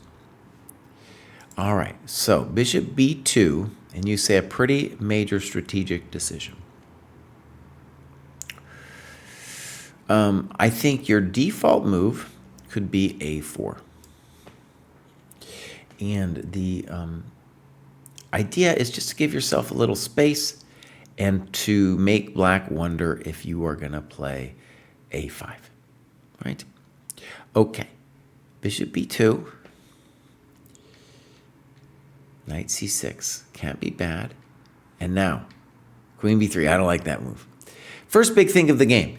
I wanted the queen developed and off the d file, but didn't like c2 because I can't calculate 2 moves ahead, and didn't like a4 because I can't evaluate bishop e7, maybe bishop b7. And here you write c4 exclam. Let's read what you write. I was pretty sure this was the move, but not sure enough to commit. Hadn't really reviewed my Nimzo lines leading into the tournament. Now, one thing I want to stress about lines is a lot of times people get to a position like this and they'll be like, oh, yeah, I needed to review this before the tournament. But look, no. Especially if you play the E3 Nimzo, you can learn some lines. But there's so many things that Black can do. And like rook d8, I didn't think was a great move, for example. It's not going to be losing or anything. But you're just on your own. And the thing about c4 that's fascinating to me anyways is you are saying, I don't know what's going to go down with those pawns, but I need to open up the bishops. And especially once I play bishop b2, I'm really all in on playing c4, right? I'm all in. Yeah. So I think a great game, a game that I actually need to do a video on, it's on our games to memorize list, is Kasparov Portish, I want to say 82 or 83. I'm terrible with remembering the year. And there also, he played for c4 instead of e4. And one of the greatest games, I think, of all time. All right, here we go. Queen b3. The main reason, the major red flag of this move to me is that Black wants to play the knight here anyway, because he wants control over this square. That's your weak square. Let's see what Black does. They play e5 instead, which probably is also playable. I like this much less, though, because at the bare minimum, I don't like this, because the bare minimum, you can take everything on e5 and play c4, and you're doing fine. Boom, boom, boom, boom. c4. Excellent. Excellent. So, and you had it there, knight a5, boom. And you write, this seems superficial to me in the game, thinking that the knight on the rim is misplaced, but actually it often belongs on a5 to control the crucial c4 square. So, nota bene. That kind of analysis where you're understanding the structure and the weak square, so much more important than memorizing a bunch of stuff, especially when you play something like the E3 Nimzo, where Black has a wide choice of plans, right? Black has a lot of plans that he can throw at you. Okay, really good annotation. That's my favorite annotation of the day. Now I like your position. Queen e6, I don't know. And now you have bishop f3 in your notes. Rook fd1, I can't be bad. Bishop b7, and now queen c3. I don't mind queen c3.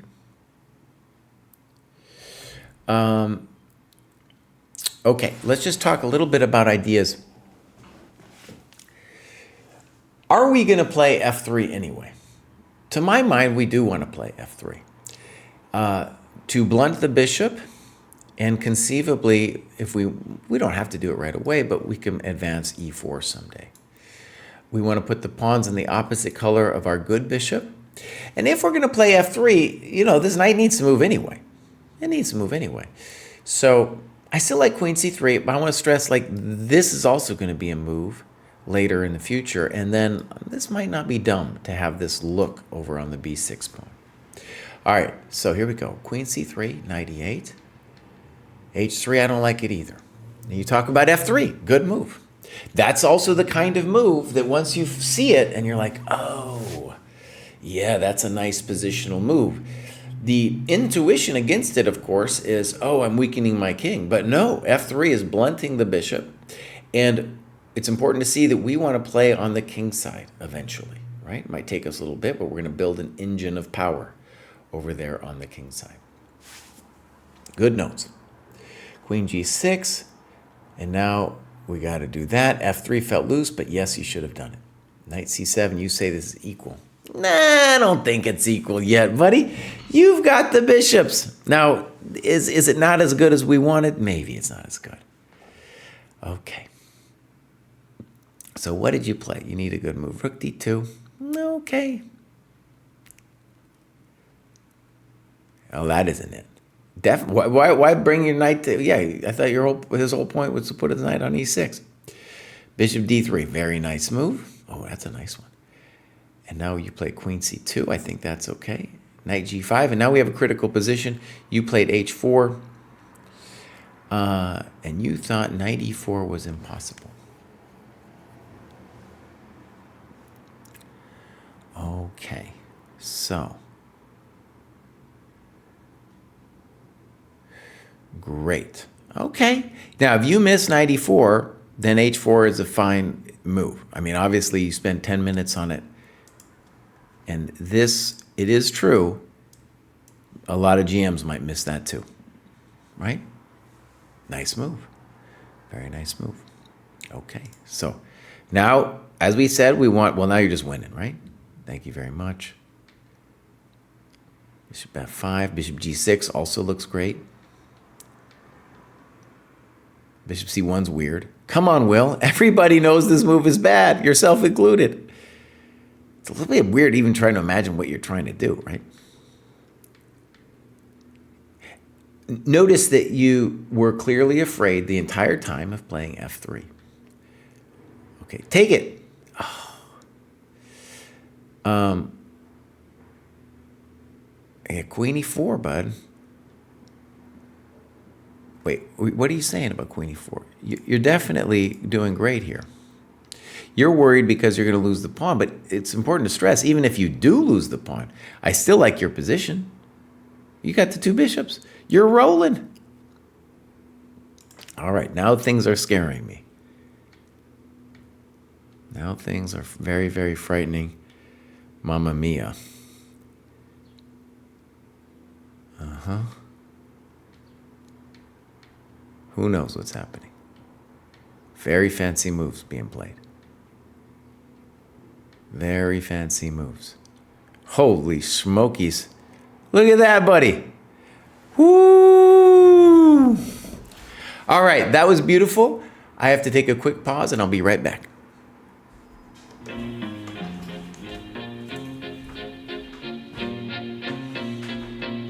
Welcome to the dojo. Check out Joe, he's a Reddit bro, likes to edit posts, and he starts to gloat when he gets the most of votes or likes. Yeah, he's really hyped, really psyched, cause the crowd is really tight and the work is really light. His training plan is the first thing your eyes see, cause got more follows than my boy Eric Dicey. Opinions on Magnus, Hans, and Karyakin, who cheated who, which engine that he hacking. He got blocked by Short, ignored by Dvorak, but he can't be wrong, he scored a like from Truan. He's got lightning attacks on GM blunders and gaffes, true not over the board, it's only the other chat. Still his 7-year plan ensures the last laugh. Distractions detract from any actual actions. Excuses are useless, he rues his inaction. Awaits satisfaction, the status of Magnus. He bought 50 books and opened up 10 Fools ought to read Psalms, not my system. He's got 30 alt accounts on every site around. Chessable courses keep looking cheaper by the pound. He got 22 databases and 36 engines, 25 chess sets, and a massive clock collection. He bought merch from Gotham, Bra and Naka, but his game history looked like some chess copy pasta. A GM coach that he don't listen to, and if you think it is, then yes, my friend, yes, this is you. But that all changed one bright sunny day when a friend said, hey, don't you know? Welcome to the dojo, it's good to grow. Welcome to the dojo, I gave up on the easy. Sweatwork's what we need, G. Sweatwork's what I believe, waiting's what I'll receive. Don't you know? Welcome to the dojo, it's good to grow. Welcome to the dojo, I stepped away from easy. Sweatwork's what we need, G. If sweatwork's what I believe, waiting's what I'll receive. So Joe got into the business, stopped the app sickness, daily practices, rhythm, he even upped his fitness. He found sparring cathartic, postmortems charming. With the plus equal minus, he was armed for elo farming. With notepad and pen, he built up calluses, escape rating paralysis with lengthy game analysis. With sensei direction, he sold his collection. Read one classic and that was fantastic. He locked to the spot where they checking off boxes. Young prodigies and some wily old foxes. 3.5 points per box, that's shocking progress. Goal nearing, cohort cheering, Joe doesn't hear it. He's monotasking, no relaxing, concentration maxing. One book, one board, one set, one thought. Work will work, will work, work, never stop. One book, one board, one set, one thought. Work will work, will work, work, never stop. Now occasionally, he peeps the world of the tweak and laughs when he sees the player that he used to be. Blank face staring, complex plans comparing while he's dojo training hours a day, playing out positions, transpositions, and growing his board vision. Transition from poser to player, focus without a care. He leaves them. All right, my friends, I had to take a break because Maxine is up next, and he wants me to brutalize him. Here he comes, Maxine. For this cohort, I had three key themes where I focused on tactics. Calculating tactical lines also helped me improve my overall calculation of non-tactical continuations. Seeing tactics easier with less effort also helped me to focus on positional chess during the game, although I really got to studying strategy in this cohort. Progress was too fast. Openings. I focused on making sure that I won't lose straight from opening. Fix the holes. I'm also more aware of inaccuracies I tend to face and more accurate in punishing them. Endgames. I drastically improved my endgame skills by going through my endgames even in faster time control, since there's a lot to learn there as well. I mainly focused on rook endgames, but I'm definitely more comfortable in any possible ending. I did well in endings before, but still managed to improve a lot. I was surprised how much outplay potential there is even in boring endgames. Absolutely. Oh, man. Now, when you guys think about making 2,000, you and WBD, I want to stress, it's going to be about small things and the end games where you crush fools because they don't understand what they're doing. Oh, man. You play these people, maybe they memorize a gazillion openings but can't play a rook end game. That's where the money is, hon. That's where the money is. All right.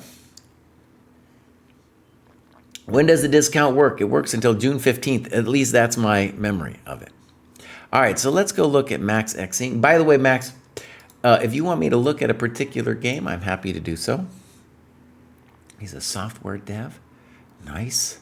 Look at all this green. Look at all this green. Also looks like a New Year's resolution.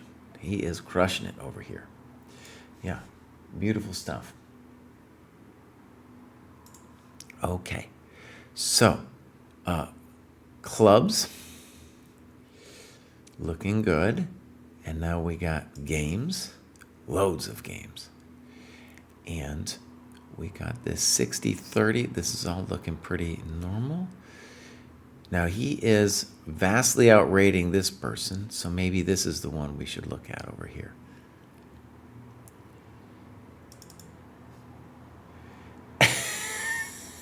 Wait, now Surin just has a great suggestion. You know, I might put this to the dev team after the show here, is that he wants more animals, cheetah and sloth. So I gotta write that down. Cheetah and sloth. That's great, dude. That is a fantastic. I didn't. I was just thinking more basic, but a cheetah and a sloth. There we go, man. Thing is, a cheetah is a proud animal, you know, and people might think it's cool to be a cheetah, but that's really where you don't want to be. You know, you really don't want to be a cheetah. All right, so let's get into it. And do we have times here? We do. Let's check it out. We're talking about the time graph. And definitely Max, just from the perspective of time, did much better than his opponent. And what we see in this, we see this often, is at a certain point people lose energy and they just start making quick and impulsive moves. Now, was Max also guilty of this? We're going to find out. A lot of times we also see that when we get to end games, people are unable to think. They just stop. And we also see this kind of time graph when they hit the end game. When you see Magnus hit the end game, or you see any of these other GMs, they are pushing it to the limit with the time, my friend. They're pushing it to the limit. Okay, so very good time rating here. We'll see if we can critique this part later on. We just have to see what's happening there. Okay, so game review. Friday night fights, good. So this guy's an FM that we're playing. Okay, here we go. So far, so good. Fine. Fine, this is all kind of known stuff. Bishop c3 is a little weird to me. Dude now plays b6. Even though there are some master games with b6, I don't remember facing this move. c6 is definitely more standard. And dc4, I mean, that's got to be fine for black, I would think. Okay, so anyways, b6, snip, snap, knight e5. Okay, bishop b7, knight d2. c5, okay, critical moment. And you spend a large portion of time and play rook e1.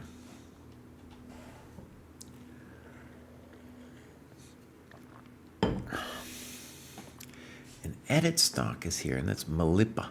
But where? Oh, it's Malipa 11 here. Okay. So I think this is a very challenging position for white in terms of coming up with a plan and knowing what to do. The problem with taking is you enable a lot more. Like d4, you enable the queen. So in general, we don't want to take. It's also, you know, if it's black's move here, it's not necessarily, he's got a lot of building moves, but it's also not entirely clear to black what they should be doing. This bishop is a little funny. Okay, so rook e1. I don't really get it. Queen c7. And now you take.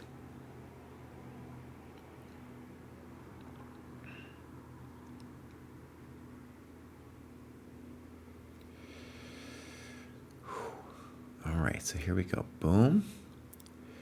Boom. And now you really blow it open with e4. Okay. I can actually imagine this if I was the higher rated player being kind of uncomfortable and annoyed with this because it looks like you are doing what in German we sometimes call the Tauschmaschine, the exchanging machine. Very hard for, you know, to see how black avoids just getting completely liquidated in the center. And he spends forever and does something that something weird. And why is he doing it? Because he doesn't want the liquidation, right? And you said you were sure he was going to play DE4, but, you know, oh, and you were going to play here. I thought you were just going to play knight takes E4.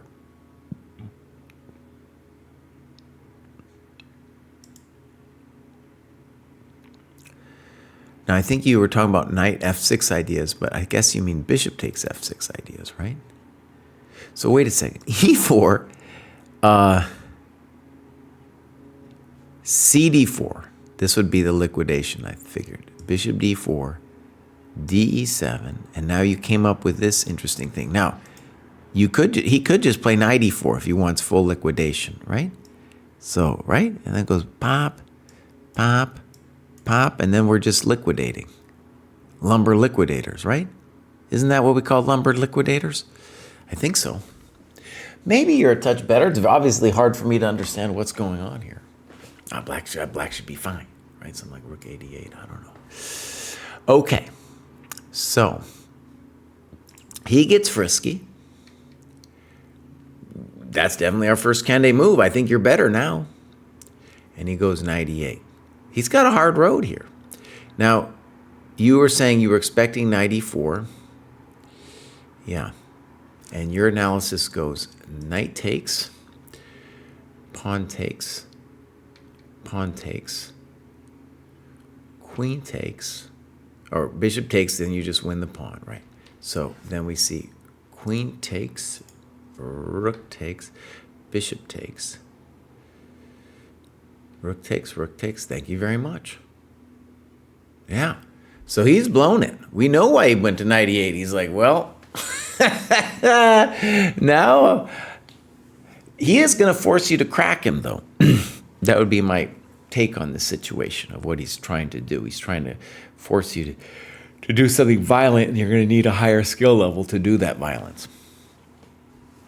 And you spend 11 minutes on f4, which is definitely the thematic move. And honestly, I think there you're spending a little bit too long, because I don't know what else you want to do. Well, there's other things you could do, it's true. You're better almost no matter what, but f4 is that's the kind of stuff we want. Queen g4, queen f5, I don't like that. I think he's got to fix his knight. Now you play knight f1. This looks good. This looks great. Good move. Oh, buddy, very nice. And now you played queen h5. And you talk about f5 seems very strong. Absolutely. If you can get f5, you should do it. Now, queen h5 looks pretty good. And our problem is that move? That's what we're saying? Is it really?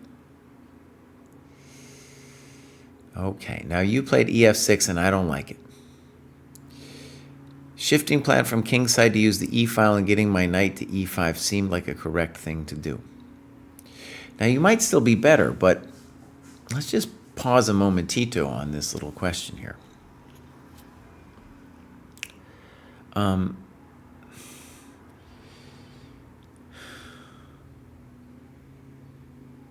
The move that looks very strong to me is the simple rook a d1.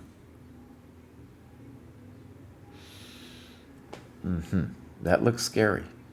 Now, do I know exactly what's happening? I don't, but it looks very frightening to me. Okay, ef, bishop takes. And maybe I should say this is also fine. Okay, knight b5. That's got to be good. Okay. Yeah, simple and strong chess. You're doing great here, Maxing. You're doing great. And you calculate rook e5. Looks good to me too. But rook a d1, you're right. It's more principled. And we're just holding it, putting him in pressure. What are you going to do, buddy? Okay. Now, this is a problem because now he's going to have to deal with bishop h3. You calmly come back. Now we need a good move. Now you play queen e6. And what I want to stress now, this is where both sides are playing. Remember I was talking about both sides moving too fast? Now we're talking about it. All right, people moving too fast here. Okay. The question on queen e6 is he going to be able to hold it together if he trades? Now, let's see if you got a variation down here. You got queen e6, rook takes. Now, rook fe8 shouldn't really worry us. And you talk about rook f7. Good. Yeah, this is the kind of thing I wouldn't know. Rook e5, rook fd7. c4. c4 should secure a draw. I don't... Well, we don't want to draw, bud. You're the one in charge here. See, because look, he can't move. He can't, right? He's not doing anything to us, right? He can't move the d pawn. Moves that come to mind are h4, f5, g4, g5, that kind of thing. Okay, so he goes and freaks out. By the way, this would be the moment to spend more time. Yeah, you have a lot of options here. Okay, boom, boom. That's poor. Now his king is destabilized. You took, destabilized, out of the game. And now c4 looks like you're winning now. And you have a good variation on dc. Okay. The issue with taking is that you are going to activate the rook on d7. So rook c5 looks much better. To me, it looks like a clear advantage. And part of the problem here for black is that it's going to be very difficult to activate the d3 pawn because your king is so close to it, right? That's the problem I'm seeing for the guy. His king is poor. So you're up a pawn and you have the better pieces. Should be winning. All right, bishop b7. And now I'm just concerned about rook b2. But you have h6. You have a trick. Okay, so okay. Rook d5. Had a quick look at rook d2, but rook d5 is more forcing. So I was critical about bishop b7, but if all this is what we're saying is true, well, then obviously you're doing great. Good. You gave him a check. Oh, that's maybe a very fine move. Dang. Black resigns. Oh, he should definitely not resign. That's an interest. One of the things actually I want to say about, let's go to the time graph and just talk about it from there for a second. So a fascinating thing about what I can see from this time graph is that your opponent lost the will to fight. Like he got a position that he didn't like and he lost the will to fight. One thing you'll see with stronger players is they do not have that. You're here playing somebody who is a FM or something, and he's just like, look at this, he ended the game with 53 minutes, and all this last series of moves, he was just unhappy with what was served up to him at dinner, right? And he played poorly. And why is he playing poorly? Because he lost the will to fight and he's not thinking. Yeah. It's a hard life. And you got him, Max. So this is the kind of ugly win we're going to want to see. Now, I want to stress, if he continued here to be a fighter and played rook c2, I want to stress this is not, no, this is not a simple win. I think it's actually pretty involved. Yeah, this one's pretty involved. Oh, excuse me. Why don't you show the game, Kraai? Why don't you show the game? The general problem is, well, when you approach the rook, you risk losing these pawns. If you push this all the way down, rook a8 to a7, you have to get a passed f-pawn to win the game. That's a known theoretical thing. So I do think maybe he could win this, but it's not easy, right? And Maxine in the chat, great, dude. Great. Edit Stock says, has the stream been going on for 2 hours? I thought it started at 10 a.m. PST. I started a little earlier today because we have Norway chess going on. And after I'm done, we're going to take a look at that. So I wanted to have a little time to do the Norway chess. Okay, so that was great. That was really well done. Max, we got 2 players here that could make that 2,000. And that's a beautiful thing. Now, Brutus Forte doesn't say anything about himself. We'll see what's going on with Brutus here. 45-year-old chess addict. Just joined. Peak rating was 2180. Okay, he's getting back to it. Beautiful thing. Now, he's using ChessCom. And let's just say something obvious, Brutus. Once you're playing over here, the cheaters, it's extraordinary. Playing our round robins, you're going to get some actual opponents. But if you're just playing randos online, it's not going to work.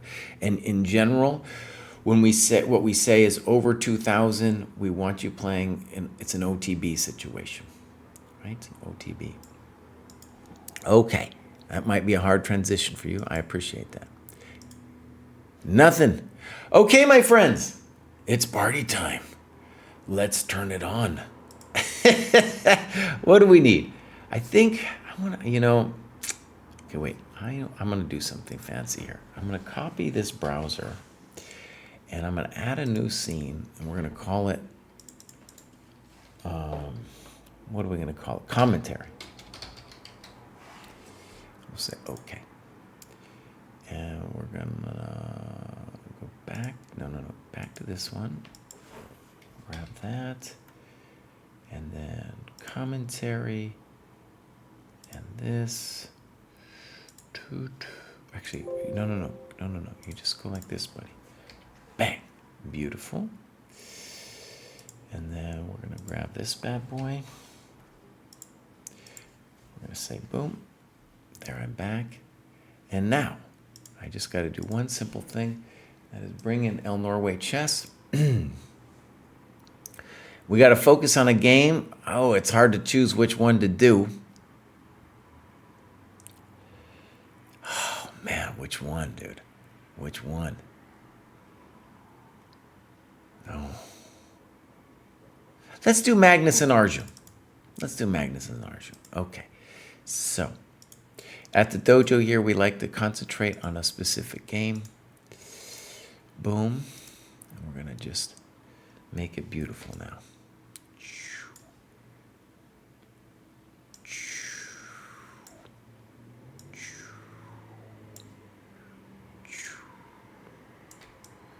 And I'm going to give a shout out to David. I don't know if he's going to join me, dude, but maybe. All right, let's just give a shout out to Mr. David. Wanna join? Question mark. All right, so if you are new to the dojo way of doing things over here, we are the only stream that doesn't do it. And Maxine, thank you for being here. We're the only stream that does this without computer analysis. Or pretty much anyway. We are the ones who invented it. So I'm going to go back through the game, but let's just say a couple obvious things. Magnus is up a pawn, but black has every right to hope for active play on the king side of the board, and that it will take forever for white to get his pawns moving. White has just played knight b4 and is hoping for either knight d5 or queen d5, depending on what black does. The default move for black probably is h5. Let's see if David's in on me here. Oh, he can't today. Oh, what a chump. What a chump. All right. We got both sides are using their time fine here. h5, I think, is a little bit of a pain. Wait, Kraai, you're out of your mind. Bishop g5, knight b4. This is what happens when you just show up at a game. You're like, oh, he's aiming for knight d5. No, he just moved back, buddy, and now he's threatening a pawn. So no h5 for us. It takes me a moment to drill myself into a position a little bit. All right, let's go through the game real quick.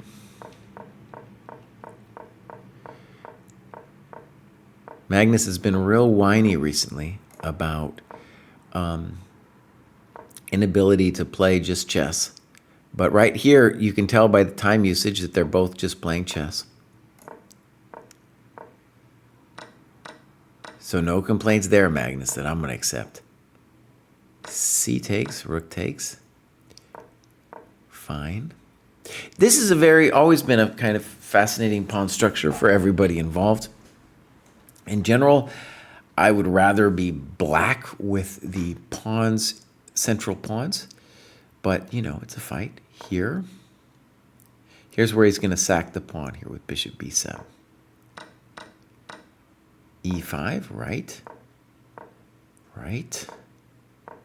This is how we got what we got. And then here we are.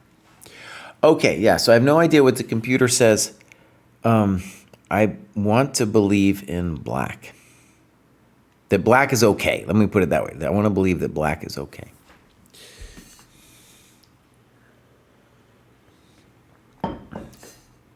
We have a question. Is bishop d2 the move here? Interesting. Bishop d2 is plausible. I didn't even consider that at first. Bishop d2 would lead, it looks like it's kind of hard to imagine how it doesn't lead to a forcing liquidation, right?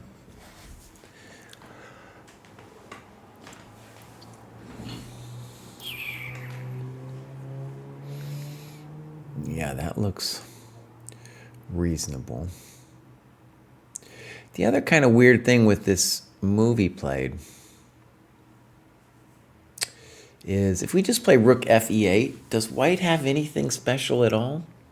I kind of think he doesn't. And then black could still play, you know, got ideas of h5. I was sitting on the guy. Maybe on rook fe8? Oh, I don't think so. I was going to say maybe you could play f4, but I think that's just poor. You can think about it, but I don't like it. So yeah, we got a lot of reasonable candidate moves. So we're going to say rook fe8, bishop d2, all look fine. I think queen e4 might even be playable. I don't know. Yesterday, by the way, was a very weird game where Arjun, I thought, played a blunder. You know, me and David were looking at it, and it was just so weird. And you know what? I could imagine me checking the computer with that just to see if I'm losing my mind. Because he did such a weird move. So let's just go over here. Watch events. This is the tricky. And then we'll go results. And so we want to look at Fabi beating Arjun. Arjun has lost very few games recently, so here's this one. And we want to go first to the moment, and I'm going to look at it again with human eyes. So this was our moment. We were on the stream yesterday. I couldn't find anything convincing. We both thought, by the way, that we'd rather be white here.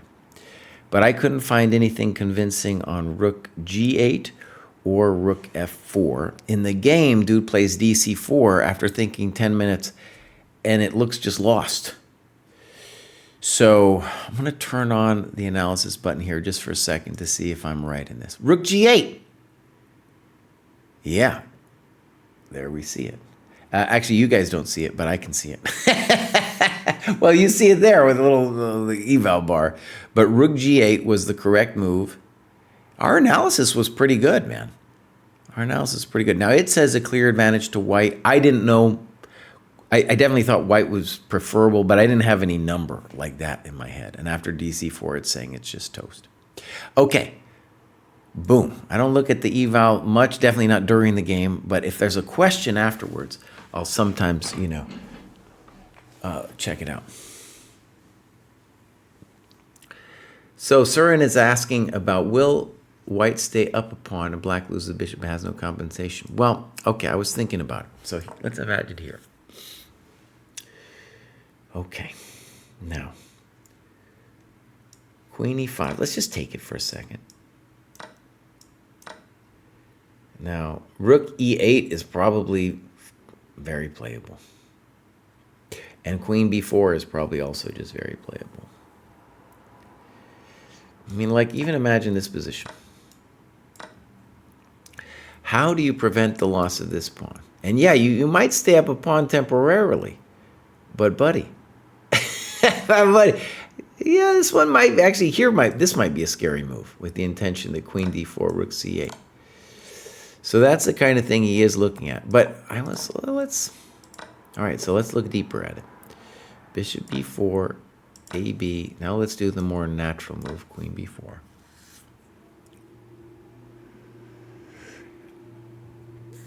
Now, maybe there's something fancy for white, but this would be let's call it the normal move.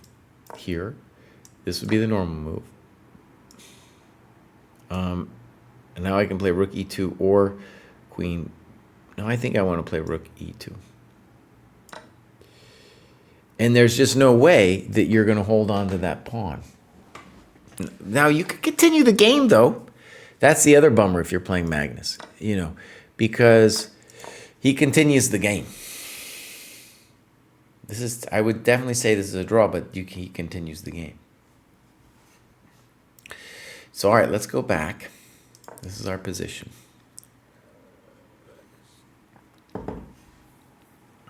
By the way, that position we showed with Fabi was definitely an example of Arjun misappreciating the position. And I haven't seen him do that much. With f5, b2 weakening instead of bishop d2. But the problem for white, as I took a moment to understand myself, is that the pawn on e5 is hanging here, as you saw, right? Okay.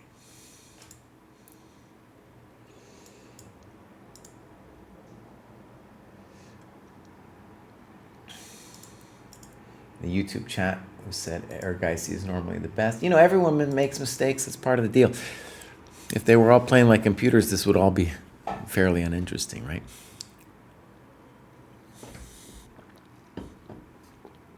I'm realizing maybe I understand what Magnus's intention here is on rook e8. So on rook e8, maybe we're going to play this move. And it looks weird because it looks like we're encouraging e4, but at least at the moment, you can't do it.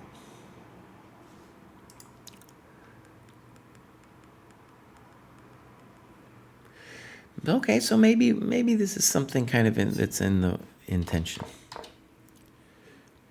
Knight b4 is a challenging move to make because you have to worry about bishop d2, you got to worry about rook e8, maybe some other things too.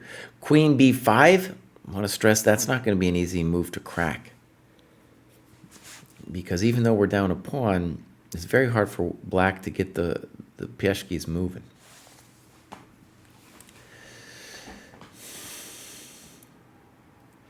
Magnus is pretty evil when it comes to these endgames here.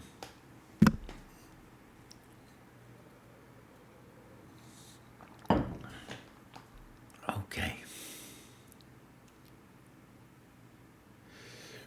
It's funny, he complains all about all these openings, but he just got a normal position here, buddy. He said he got himself an interesting game. He loves to complain. Oh, man. We also haven't looked at queen e4. I'm not sure what's happening on queen e4.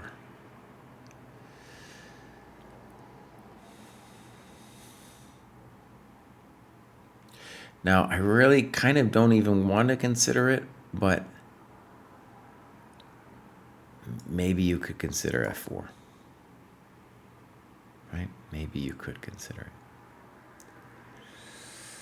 Queen e3, though, no, you go queen e3 check. Well, yeah, then I play rook f2. Not so easy. And the point would be, like, if I can if I exchange this pawn and then put my knight there, I have a position I can call consolidated. A big choice from black here. Right, we're going to see a pretty big tank now. We've already seen a little bit of a tank already. Okay. ChessDojo has been live 2 hours, 17 minutes. Been live. Okay. So, rook e8, queen e4, bishop d2. At the moment, we haven't found a path to equality for black. My first intuition was that black should be fine. Another very simple move he could do is bishop f6. It's an ugly looking move, but it has a simple intention of playing for e4. Okay, a move has been made. What did he choose? Bishop d2. 20 minutes, and now we're going to get a kind of fast continuation. Now, my take here, not that kind of take, my take was that AB, queen b4, rook fd1 led to a position that black could hold, but that Magnus could play on forever. Now, maybe Magnus has a better move than rook fd1. I don't see it yet, okay? But maybe he's got a better move.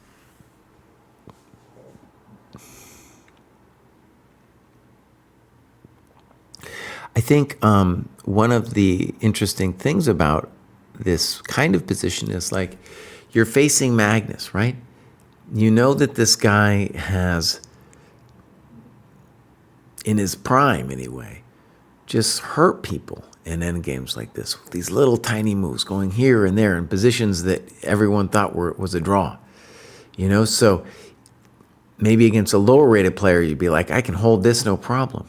Well, against Magnus, it might not feel so good. It might feel like a sense of foreboding. Something's actually going to go wrong. Because he will find it. If there's a way to execute you, he will find it.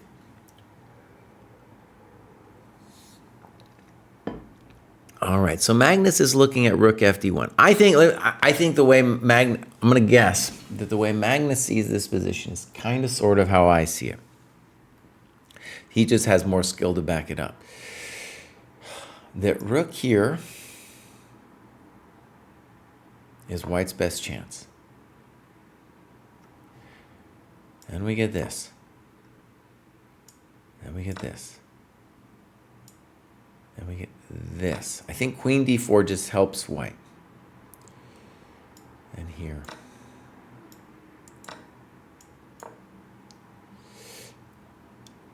And it should be a draw, but like I said, a white can push and push and push. I think like just doing that kind of garbage or going back to e7 and doing that kind of garbage would be standard fare. And then white has to go past it with rook d3. It's not over though, dude. It's just not over. Okay. So this is a position that like Arjun had to evaluate when this all started. Also, Magnus is asking himself, maybe there is a way to not play rook fd1. Most chump GMs would play rook fd1. But you know, he could say to himself, nah, maybe I'll kick it and play like queen e4, queen d3. Maybe I'll just do that. Okay, it's a thought.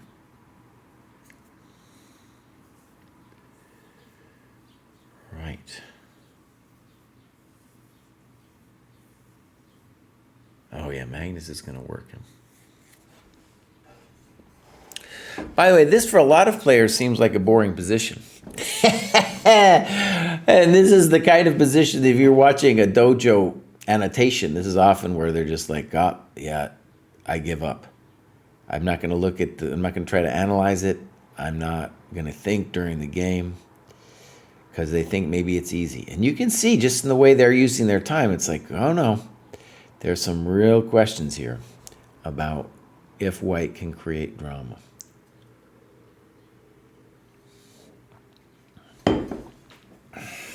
All right, we got to move.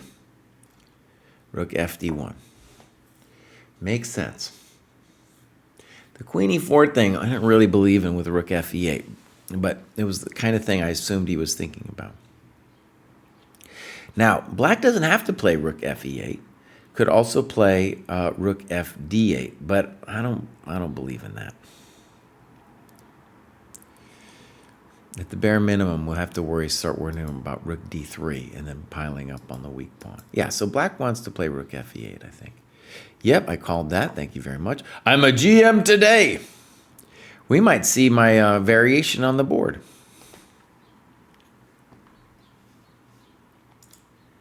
We might see it, my friends.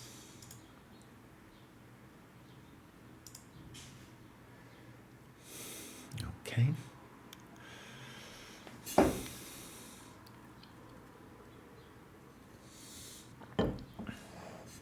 Magnus is just double checking this a little bit. Notice, dude. Actually, it's great to think about from a time management perspective. For every other chump, they would just take on d4. And he's probably going to do it, but he's just looking at the position a little bit. He's got some time on the clock. He doesn't need to rush it. Absolutely, the 17 minutes is a big deal. And the second time control is totally weird. They don't get a lot of time. I think it's something bizarre where they don't get any increment until move 40, and then at move 40 they get like a 10-second increment.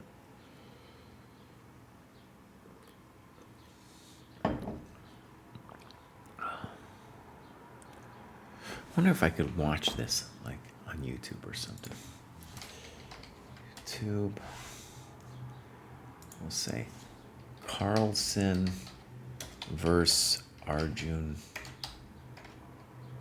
live. There it is, buddy. This might be with, yeah, this is with, like, unfortunately, no. This is everybody. No, I didn't want this. I wanted the video feed. I didn't want some chump. Some chump talking, you know?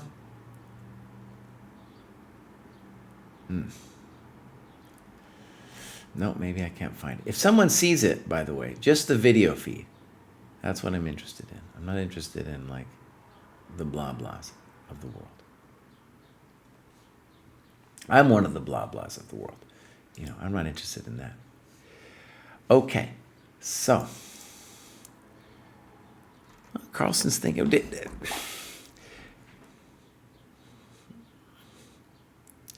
Now at this point, I am a little freaked out. I'm like, dude, why are you taking the pawn? Maybe he's actually thinking about something weird like Queen f4, Rook e2, Rook d4. Maybe.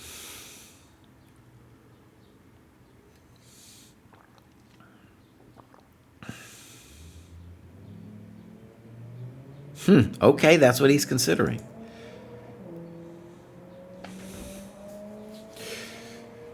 So you see a chump like me, I didn't even see that as a thought.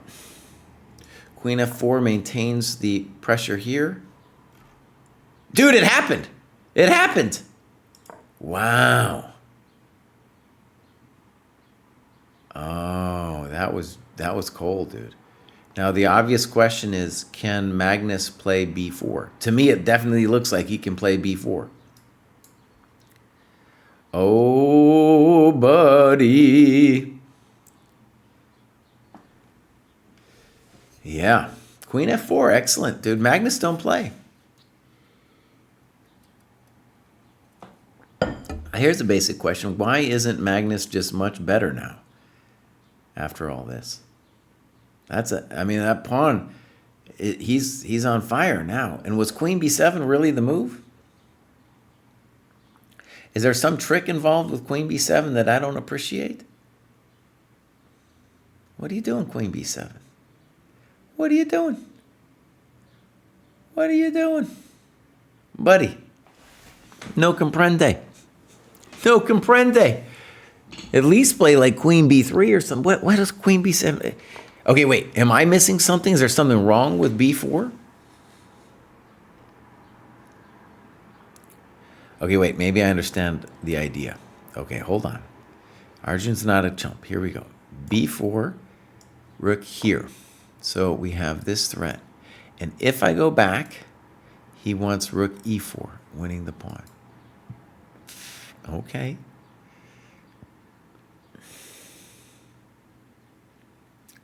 Okay, maybe that is drama. Okay, queen f6 was played. Oh, that's a cold move.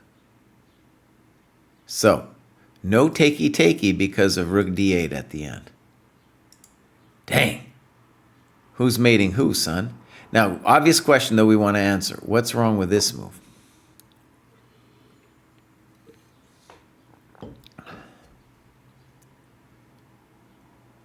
What is wrong with that move? Maybe the very basic rook d1 now. Holding the pawn, dude! Welcome to the dojo. Or even more basic, just rook d8. There we go. Ooh, man, queen f4, exclam, queen f6, exclam. Magnus don't play, dude. Magnus don't play. Oh, man. That's chess, my friends. That's chess. Welcome to the dojo. Oh, man, queen f6. What a great move.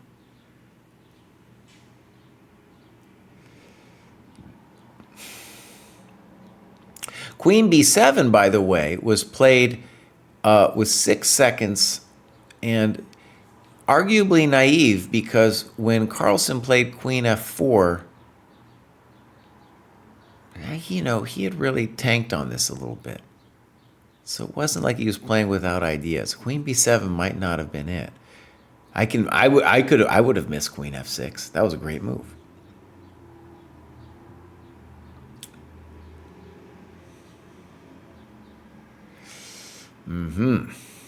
Not so pleasant for a peasant, I'll tell you that.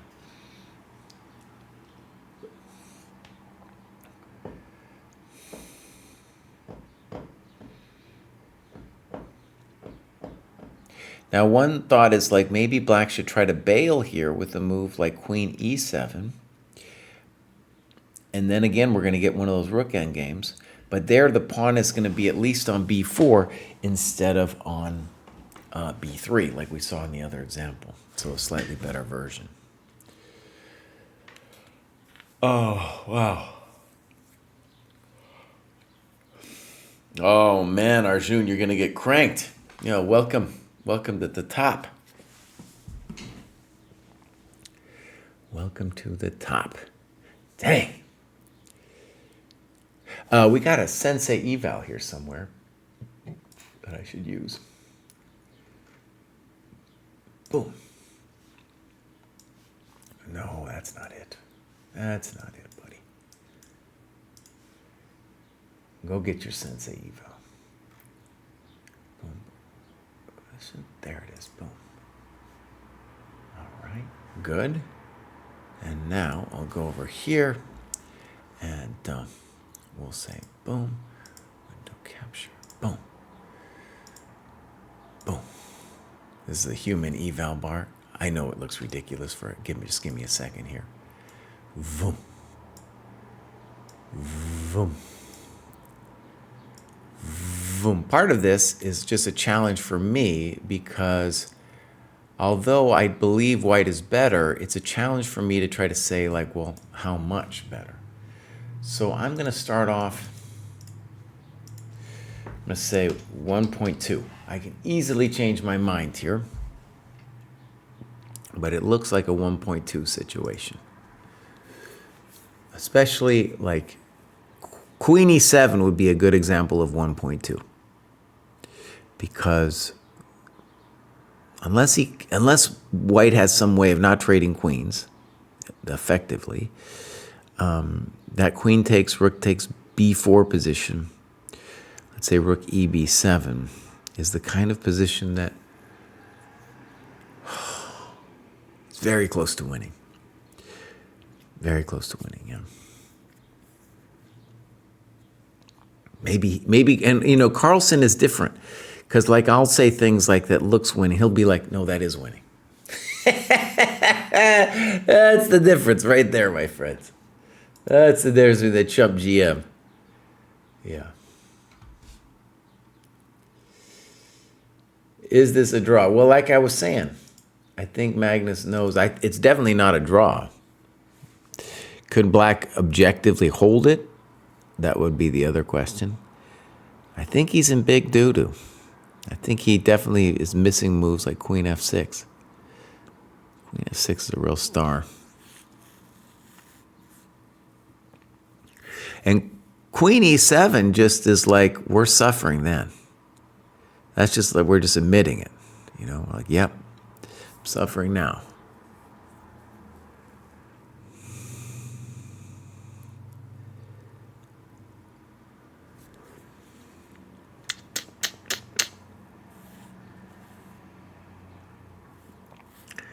Gonna be some suffering in your future. Boom, boom, boom. We're also gonna get some more moves happening a little faster because Arjun here, he don't got that much time.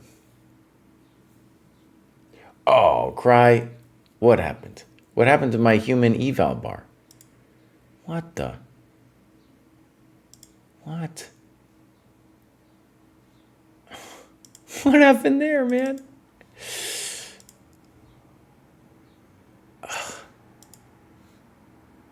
That was dumb. What happened to my eval bar? Oh, I know what happened. I know what happened. I have to separate it. Oh, darn it. No, you don't get to separate it. Okay, I understand. I'm not allowed to look, but now I'm not allowed to look at the Twitch feed anymore. Or this one. Put it like that. I don't know. What a drag. Oh, yeah. What a... Kraai's going to have to resign soon. Oh, okay. So.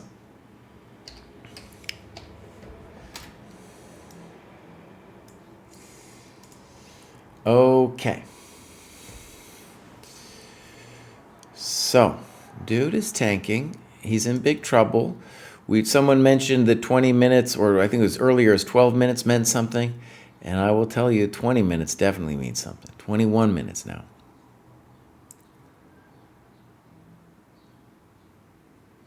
Yeah, Arjun, welcome to the top, buddy. Who knows? Maybe Magnus will understand that the openings aren't like he was saying. Like he's been whining so hardcore about the openings destroying modern chess. And it's like, no, Magnus, we're still playing over here. We're still playing. Yeah. Nothing's going on here, Magnus. We're just playing games. But, you know, maybe he'll say, all right, I get it. I get it. I can play chess here. I can come back to the normal world. Someone's shouting at me on Discord. Oh, it's a sensei question. All right, here's the sensei question. I was joking in another thread about this, but thought it was worth submitting as a suggestion. Since 4.0 arrived, the training program has become more extensive with lots of new features. Would it be worth considering a Chess Dojo for Dummies or Chess Dojo, the Missing Manual type of book? Even if version 1.0 was just a way to collect all the information in a single doc that guides the new members through the entire process with tips, etc., it might be useful. It could also be a wiki-type doc that members contribute to. I realize that most of the information is already provided through different sources and the member responses to questions usually cover any holes, so perhaps it is not necessary. Well, I'm going to give my little reply here and say, not a bad idea. Did you know that we have an AI bot? Excuse me. Who is very good at answering all dojo related questions? Question mark. You can find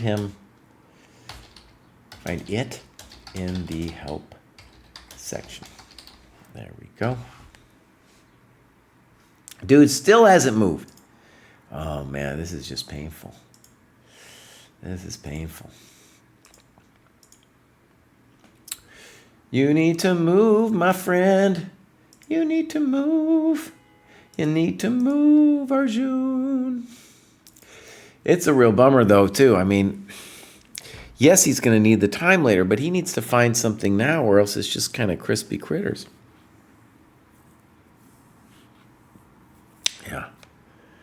I mean, maybe it's already all the way gone. I don't know. I think Queen E7 is our only hope. Luke, you're our only hope. So like I'm imagining Queen E7. Snip, snop, B4.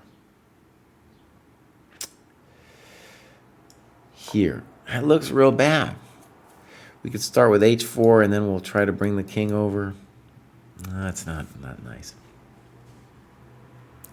Connor asks, is Rook D8 a threat by white? Well, right now, I don't think it's a big deal. I would say our threats are twofold. Rook here, followed by Rook D8, and the simplistic B4. Those are our threats. And unfortunately for black, this is not a threat, because we go snippos, hippos, crippos, jippos, snickos, and it's all over. That's the kind of backwards move hitting the B2 pawn that probably dude missed. Yep. It's looking real bad. It's looking real bad. Oh, he's losing his mind. He's lost. He's lost it. Okay, someone says he made a move. I don't see it. I don't see it yet. Get rid of those arrows. All right, I'm going to get something to drink. I'll be right back.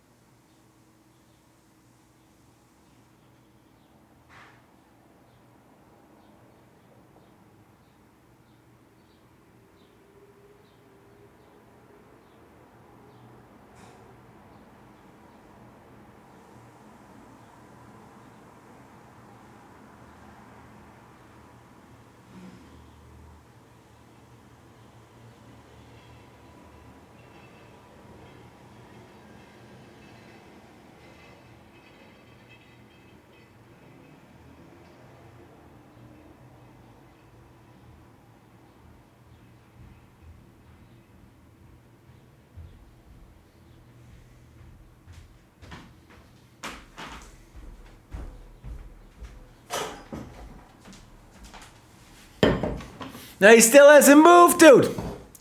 He still hasn't moved. Maybe Queen B3 is what Foos Chess is saying. Okay. I like Queen B3.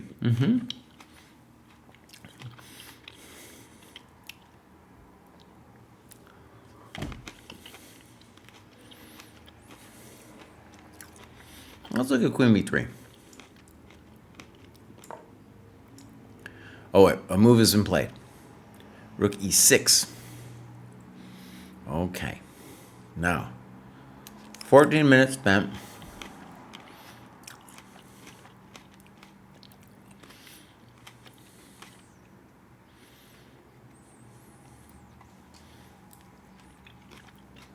Wow, he played instantly. Magnus played instantly. Check. I would have taken a momentito, but maybe he came to the conclusion that Rook E6 was necessary. It's pretty basic though, because Now we keep the queens on. We're going to achieve b4. The rook is going to be behind the passed pawn. Our queen is going to maintain a beautiful central position. Right? This is great. Okay, took. I'm anticipating queen d4 and then b4.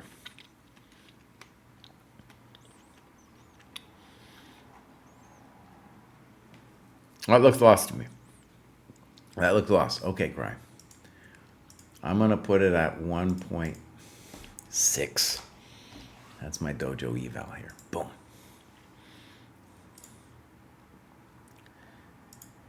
So over here, bang.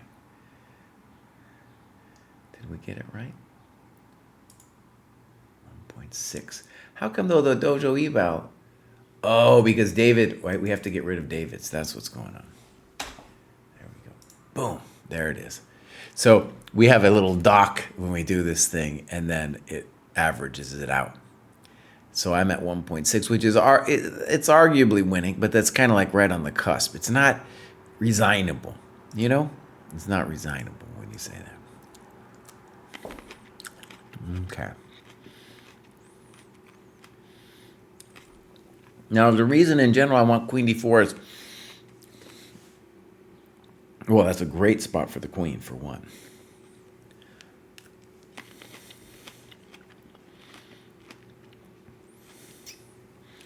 One thing, though, is that, well, also I don't want to have queen e4 hit my rook, for example. I think he's looking at ways that black will defend. Like I'm going to say queen d4, but I don't know how black should defend. I'm assuming something nasty like king g8, you know.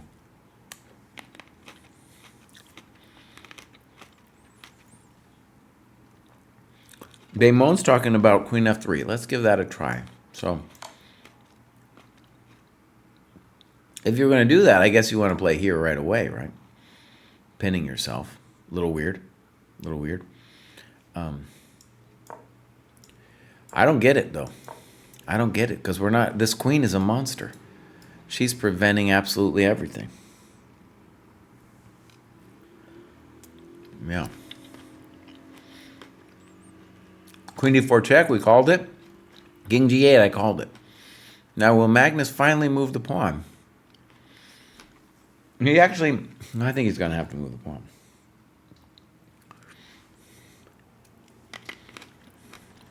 Okay, there we go. Now, will Arjun assume the position and play rook b6?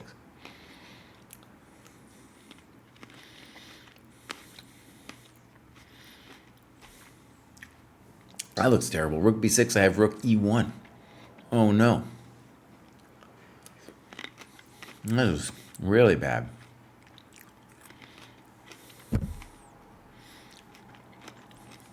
Dang. Dang, Magnus makes it look easy, buddy.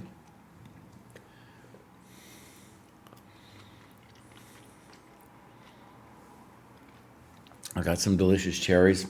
Somebody's probably going to be upset that I'm eating cherries and streaming at the same time.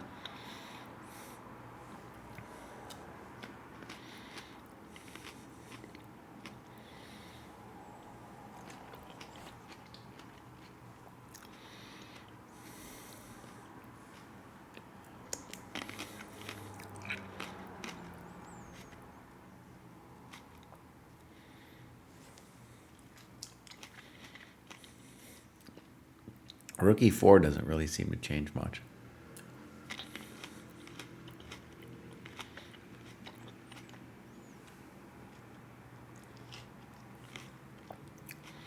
Oh, this is terrible.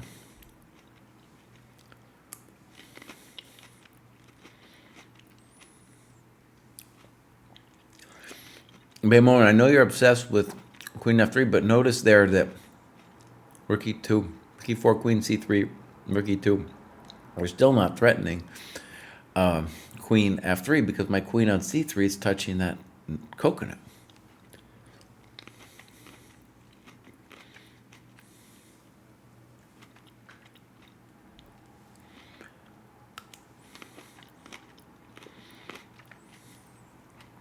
a rook behind the passed pawn. It's so brutal.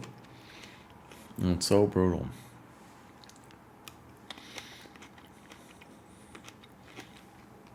And really, outside the obvious is that this whole thing where the queen is more active than the black queen, that's a big deal.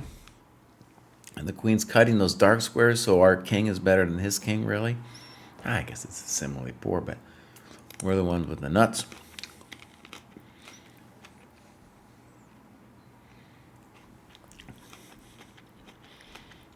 Mm-hmm.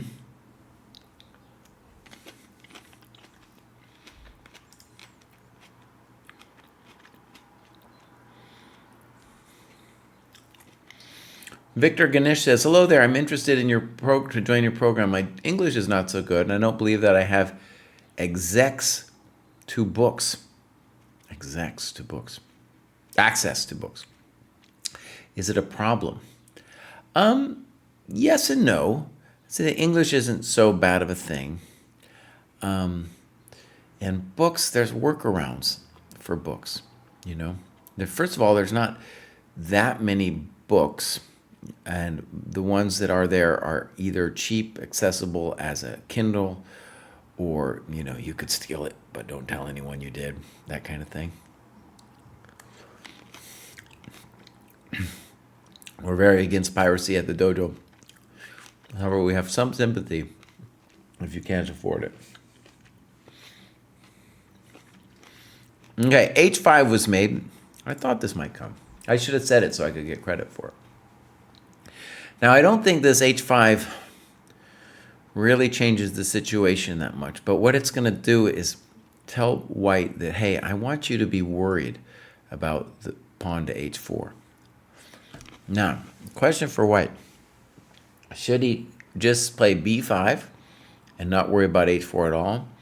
Or should he just make the safety move and play H4 himself?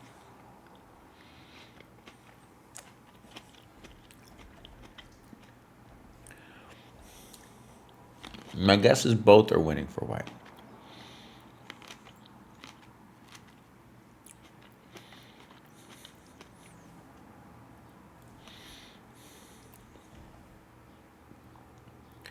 Connor says B5 feels right. I also H4 H4 also feels right.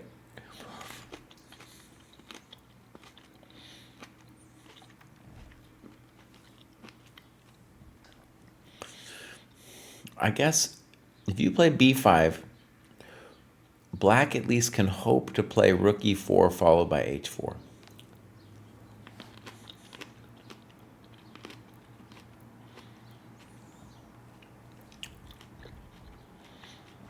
Was Magnus the greatest endgame player of all time? Yeah. Mm-hmm.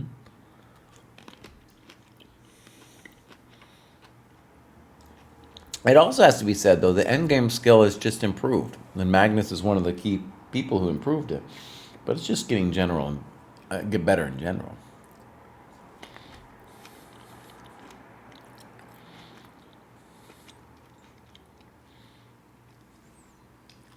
Magnus is evil as an endgame player.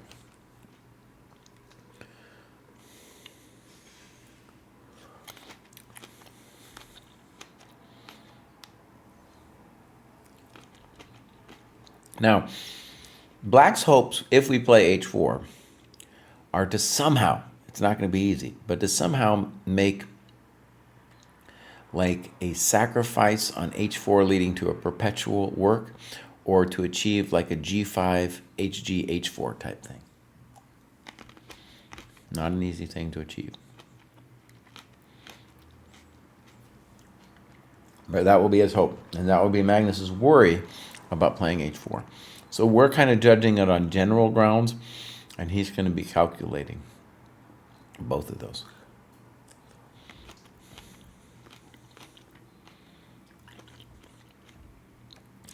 I don't know, Connor. Connor's writing about Magnus maybe writing an endgame book. I don't know, because writing a book is very hard.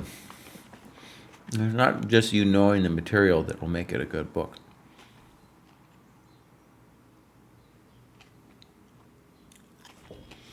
A lot of people would buy it just because it was Magnus. That's true.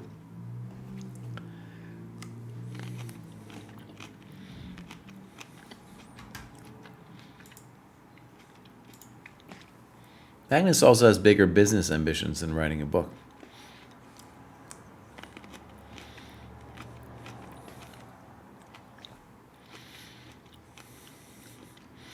I like this h5 move from a competitive standpoint. At least it's like, you know, buddy, I might be toast here, but I'm going to try to make a little bit of play happen.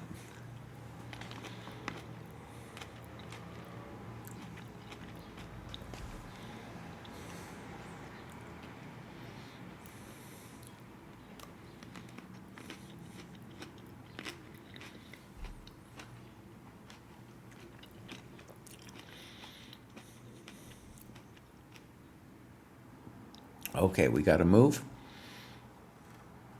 B5. Magnus don't care.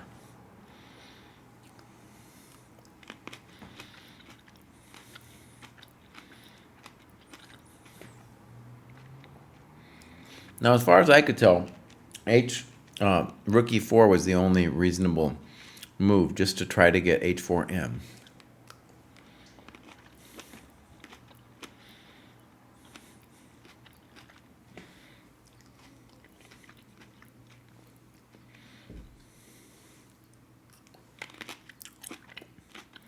Oh, I see something brutal. Well, first of all, rook e4, queen f6. If you play h4 right away, I again have this bad news. And that's crispy critters. Right? Okay. So, well, even there. Oh, that looks pretty bad. That looks pretty bad. So,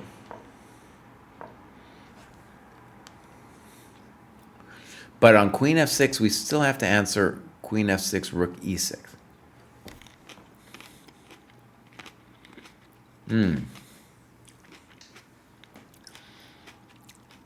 Maybe go like this. Queen f6, rook, queen.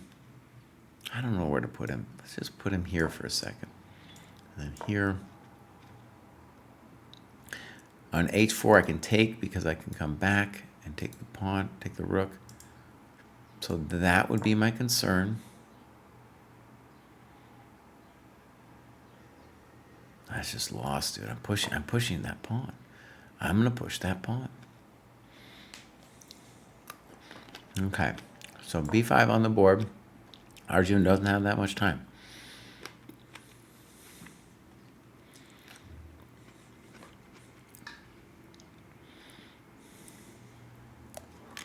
Yeah, Baymon, that's just lost.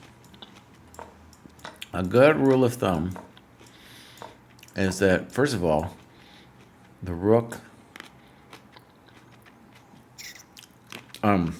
doesn't want to be in front of the passed pawn. It's a great rule.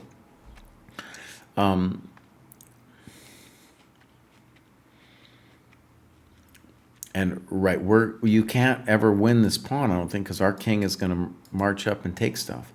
So your rook is poor and my rook is good. At some point I can do this. I will do things your rook isn't doing anything. So totally lost position. One of the nice things for Magnus and even a chump GM like myself is I know in advance that that's lost. I don't have to calculate that or anything.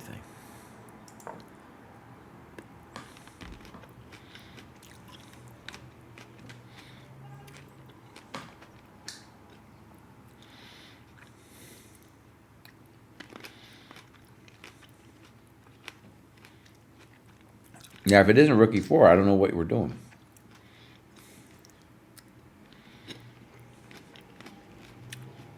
Rook b6. Oh, that's a sad move, man.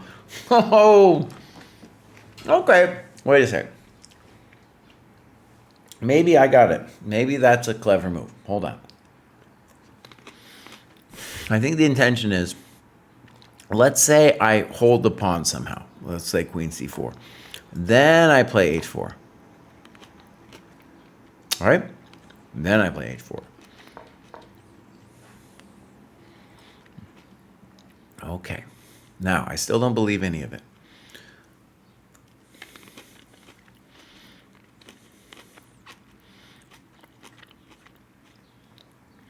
White has several good-looking moves here. Very basic one would be rook e1 now, threatening rook e8 with a mate. That looks very compelling, as they say. Now maybe it would go rook e. But no, I don't know. Rook e1 looks devastating.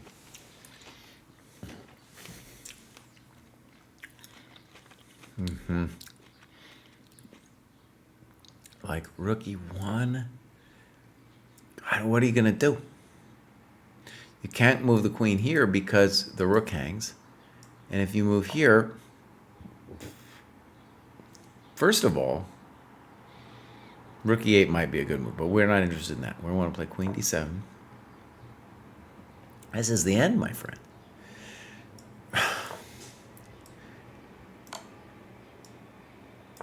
Gotta go there. Well, then I'll take here. Bang! Ah! Yeah, dude. Rook e1 looks devastating. And the rook endgame. Foos Chess asks, am I correct that black would have a draw if the pawn was blockaded on b2?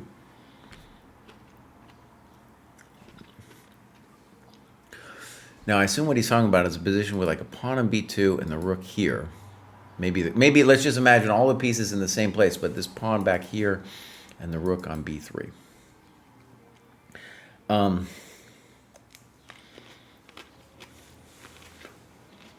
In general, we're going to say yes, there is still some problems in that position just because the dark squares around black's king are still weak, and I might be able to play rook e1. The other asset of the position is not the pawn, but the fact that my queen is so better centralized than your queen. So even there, white has the advantage, right? But would that be decidedly better than this situation? Oh, yes, it would.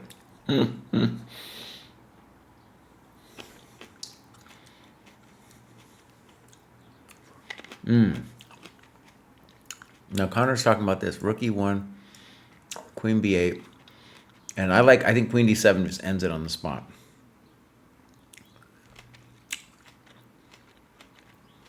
I think. But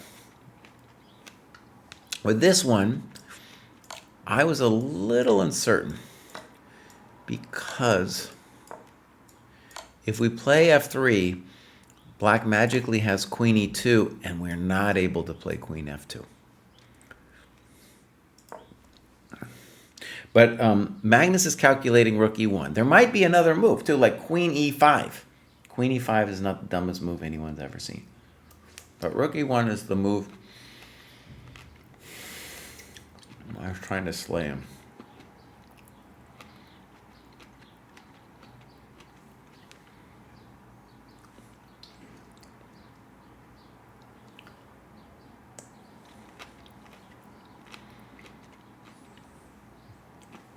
I think maybe black could try to play rook e1, queen b8, queen d7, and then maybe this ugly looking move, king g7, with the intention that if I play rook e7, you play rook f6.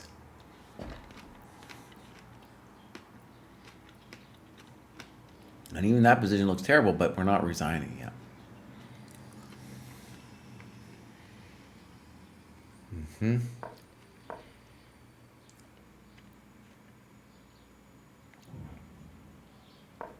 All right, that's our position. Good. This is the time to calculate.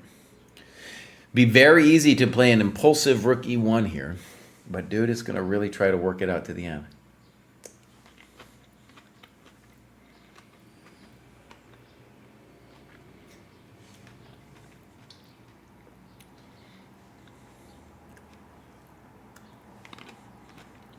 Move was played. Rook e1. I'm a GM today. Queen b8. Good. Now we're going to see. I liked queen d7, but after king g7, it was less clear than I wanted it to be.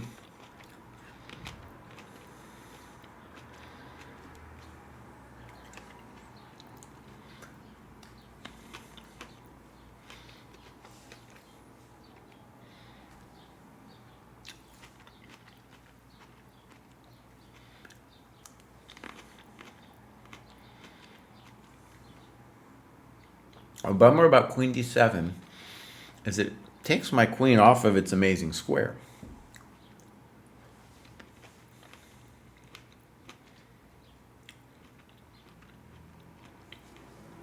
Wait, I got it. Hold on. I mean, but come on.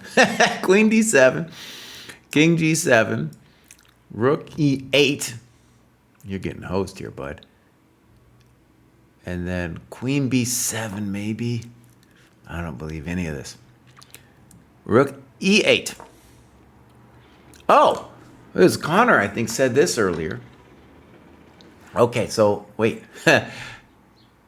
I had a very simple question. What's going on with queen e1, queen e4? Boom, boom, boom.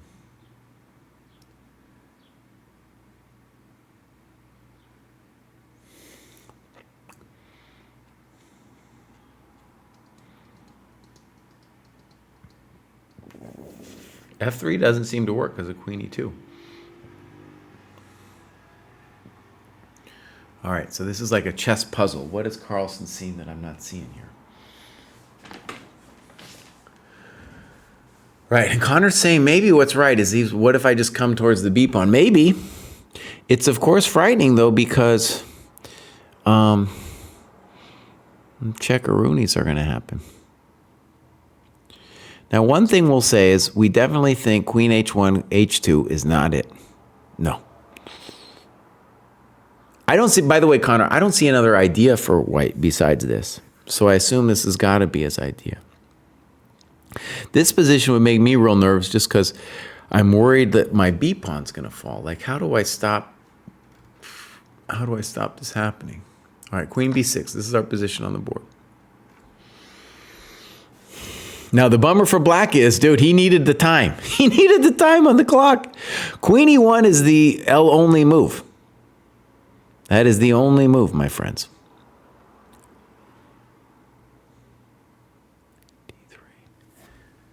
D3. I think maybe somebody can tell me, but I think they're going to get 10 seconds extra every move after move 40.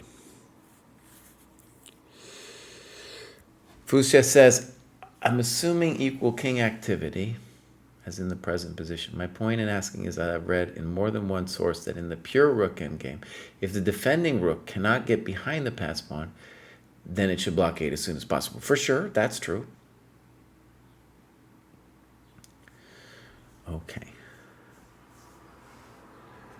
So, we have what we expected, and then if Connor's right, I also don't see what the idea besides king f1 would be. By the way, if we could play f3, queen f2, it would just be a dream. It would be a dream if we could do that, but we cannot.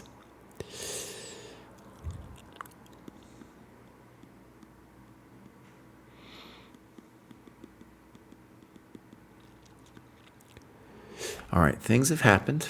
King f1, here he goes. He doesn't care. Magnus don't play here. Now, for a chump GM, I would just be real nervous about him being able to perpetual me. Because my queen's not active, and he's saying, no, I got it, Paus. I'm just going to walk on up. I don't got any worry at all. Oh, the time is definitely going to be a factor. Because, yeah, these things are really complicated. If you watch the finale, I did a video on it. Unfortunately, it's not coming out ever because our vid team takes forever. Matt, I'm talking to you. But that game, Carlsen Gukesh, if he had had more time, he would have been able to hold it.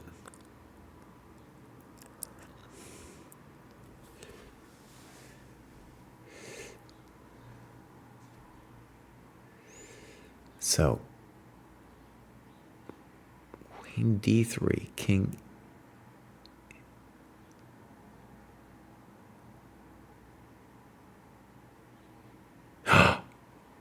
Oh, I just saw something weird. No, that's not true. I was thinking queen d3, king g1. If queen d1, we can do our trick. But if queen d3, king g1, it just goes queen b1. Very simple. So queen d3, king e1, queen c3, let's just say king e2. And he's really claiming that I'm just going to be able to walk up the board. Dang. Because you have to walk up the board, and also, like, the dream is to be able to play the queen back at some point. When you play the queen back at some point, as we've seen, you have to be able to not lose your B pawn. One of the great things about these queen endgames, though, just a thing to understand when you're playing them, is if you, the value of the passed pawn shoots up dramatically. So you could lose a bunch of pawns. We might lose some pawns on the king side. We don't care. We don't care because we know from experience that that baby on b5 is just so powerful. And it happens so fast once black gives us the initiative. Oh, man. Oh, Arjun, buddy.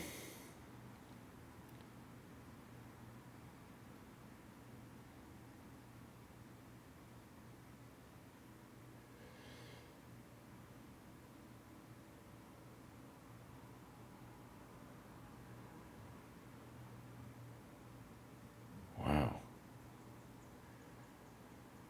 Yeah, he's saying he can walk it all the way up. He doesn't care. It's very reminiscent of the Carlsen-Gukesh game. There we also had a big walk-up. All right, queen d3 played as expected. We are expecting king e1. Instant. Check. King e2. You have a strong sense, don't we, that Carlsen has kind of worked this out, buddy.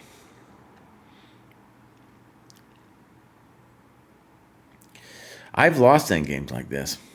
I guess I've won them too. What was surprising to me, though, well, I'm still not entirely convinced there's not some magical trick that black can use to mess with white here, you know? There could be some weird study-like thing that you know, because our queen still has to come back, and we can't lose our frickin' pawn. All right, queen c2.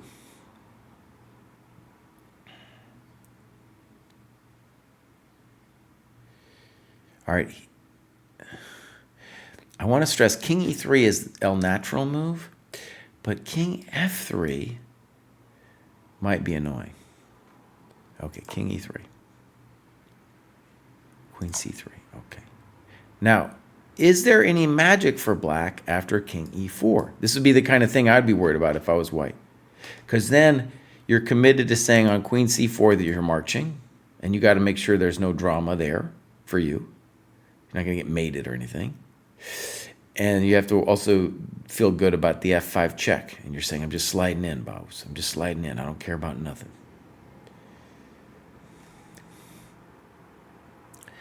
Magnus is finally double checking.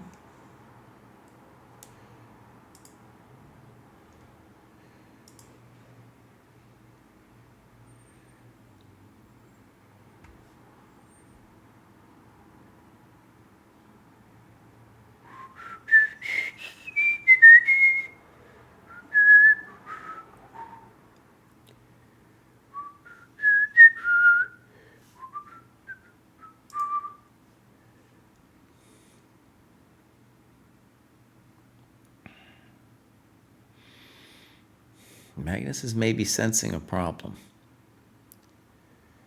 Maybe I blew it, man. Maybe I blew it. All right, let's put king e4 on the board and just try to imagine what kind of drama. Let's see, he moved. King e4. He's just double checking. Don't try this at home, folks. Queen c4 check. Now, Magnus wants to play king e5. Is there something wrong with king e5?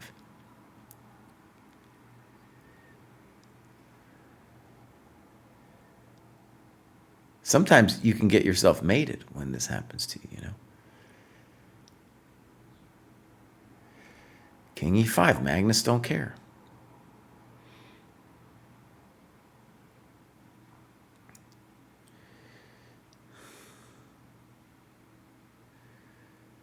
One nice thing is maybe somebody could be worried about like f6, king f6, queen f7. I'm worried I'm getting mated. But on f6, the thematic move is actually just king d6, because that's where I want to go anyway. I want to get towards my pawn. I'm aiming towards my pawn. Dang. Like if it was white's move, I think king d6 might be the move anyway. Queen c6 also comes to mind. Queen d8 comes to mind. But I'm just saying king d6 is part of the drama. You're kind of running out of checks soon, too. On queen c3, I guess there's queen d4 in addition to ye old king d6. 20 seconds left.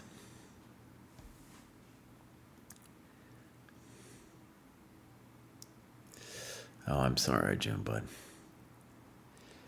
I'm sorry. Okay, king g7, perhaps. So, importantly, the queen is holding f7, so that if we play queen f6, we can play king h7. If we had to go back, we'd be worried about a check, a rooney, and then some kind of b6. Okay. Now Magnus should think, of course. One typical blunder would be queen f6, king h7, b6, and then white would lose on queen c3. Don't do that. So,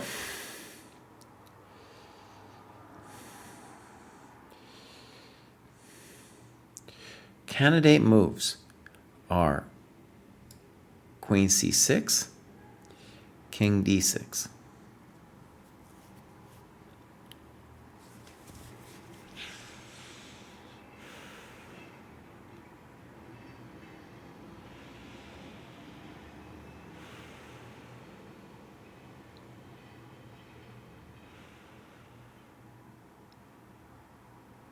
So on queen c6, we're willingly sacrificing the f2 pawn, right? So queen c6, queen e2, king d6, queen f2, and then we're going to say, dude, b6, and we're rolling, like the song says, you know, because we're rolling, they're hating, like that.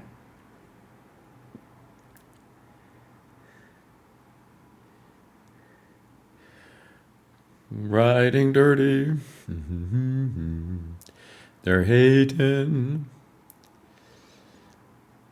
Oh, I love the patience here from Magnus. Just take it nice and easy, buddy.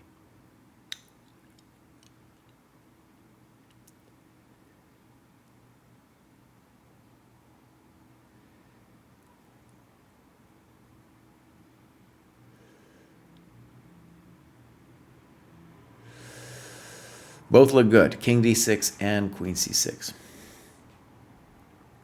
In some ways, king d6 is more thematic, because you just want to bring that king over, and you don't want to lose contact with your pawn on f2.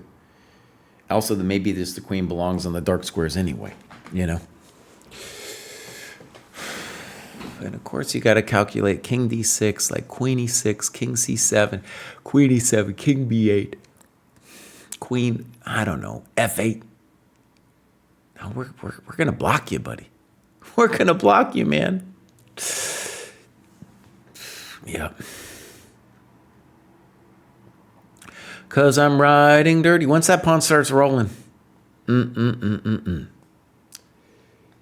Magnus is not getting yelled at in the next grad show. That's right. No getting yelled at for you, bud. All right. I think I'm gonna, you know, maybe they're close to resignations. I kind of want to look at the other games at the moment, too.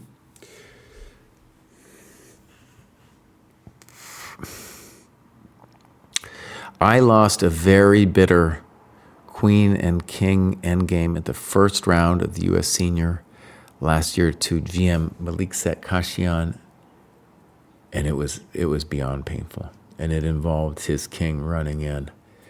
And I thought I was holding it, and maybe I was, but I was just these things are so brutal. You're exhausted, dude, at the end. And this king, and you're like, can I find a way to perpetualize this dumb king? And, you know, turns out not so easy. And the queen, you know, she's just brutal. She protects her man, the pawn protects her man, and they form a little triumvirate down there, marching down the road. Where is David today, Connor? You give him a call, dude. No, he said he couldn't do it today, the bum.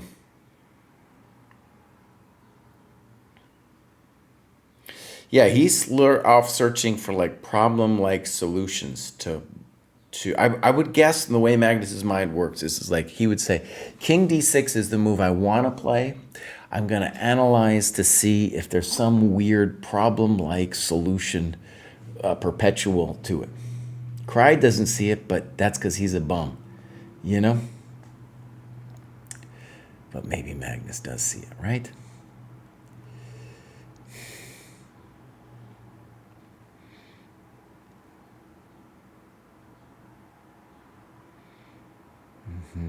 Yeah, I think he just ran out of checks, dude. The checks are over.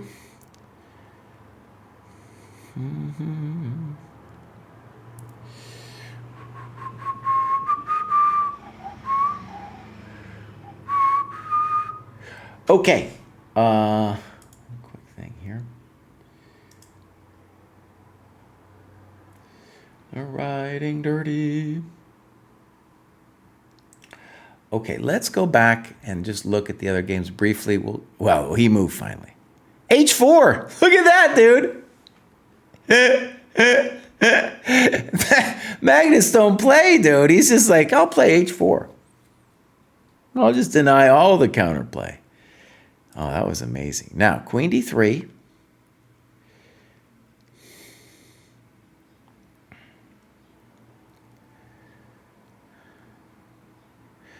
Okay, so now Queen F6 is possible.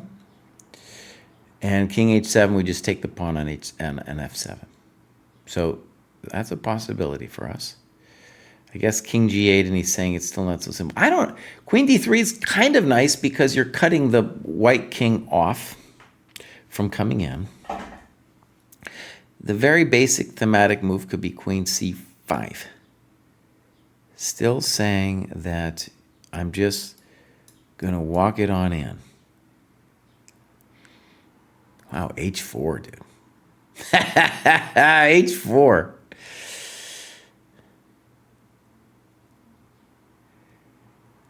Queen C6 is still available, though, now it's not as good because then when I take here, I'm threatening this. Okay, let's look what happened. Queen C5, thematic.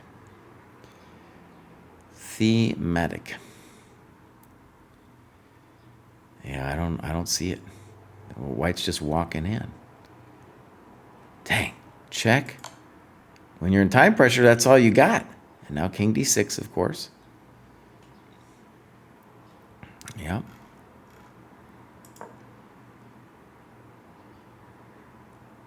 He might resign, honestly. Looks like resigns. Yep. Dang! Hang! How was a clinic, buddy? That was a clinic. That was a hell of a game, dude.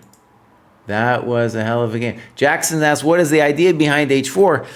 Part of it is Zugzwang, and part of it is, his opponent, he knows his opponent doesn't know H4 is coming, and he just calculated everything and said, you're not moving anything anyway, buddy.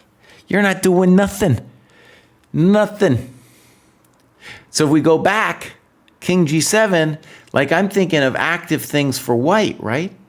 But Carlson put the question totally different. And he said, excuse me, sir. Excuse me, sir. What is your next move? If you play Queen D3, that gives me this square. If you check me, I'm coming in anyway in a better circumstances. There's no F6 because I'll just take it with check. So it was like a Zugzwang situation, boss. Dang, that's cold. That is very cold. That's the next level, too. I'm sure he was winning with, like, King D6 and stuff, but H4, that was next level. Oh, all right, let's go see what the games are, then I got to get out of here. So, boom. Fabi, what's going on, buddy? Mess. Mess is what's going on. Don't play queen takes C8, whatever you do. All right, Fabi has been down a pawn forever. He's still down a pawn. He's still down a pawn. He has got compensation. Okay, let's go look at Naka. Naka is down a pawn. Naka might be really upset with himself. He should hold this, though. You'd think, right? No way, you can try and try and try. There's no doubt. Okay. So, next thing I got to do, I got to go over here. No, I got to go over here. And I got to, let's go look at my weekly business. And, oh gosh, what did I do here? So, I did this yesterday and today. So, update progress.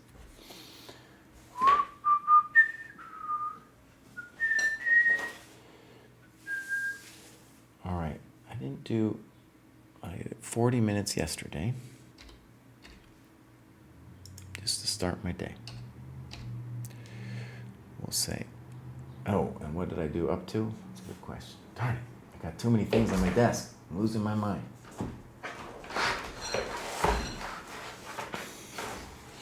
I'm losing my mind. I went up to 168. Say update. Those things are hard, man. Then I do it for today. And today I did it for 55 minutes. And I got up to 172. They were hard, dude. Update. Okay. Then today I did this. Update progress. And I did this for, let's give myself an hour and a half. Might have been more, but I was talking to you guys and all that stuff. That was today. Update. And then I did about an hour of this today. Update. Beautiful. Okay, now my friends, I got to get out of here. Check. There should be videos coming up out. I'm wondering where they are. I don't know. Gonna raid somebody. Let's raid friend of the dojo, LaFong Hua. I haven't seen that guy in forever, but he's still doing his thing. LaFong Hua, boom. He's still doing his thing. Oh man, I'm tired. I gotta get out of here. All right, my friends. It was a good show. Might be back tomorrow, but we got some things to do tomorrow too. Bye.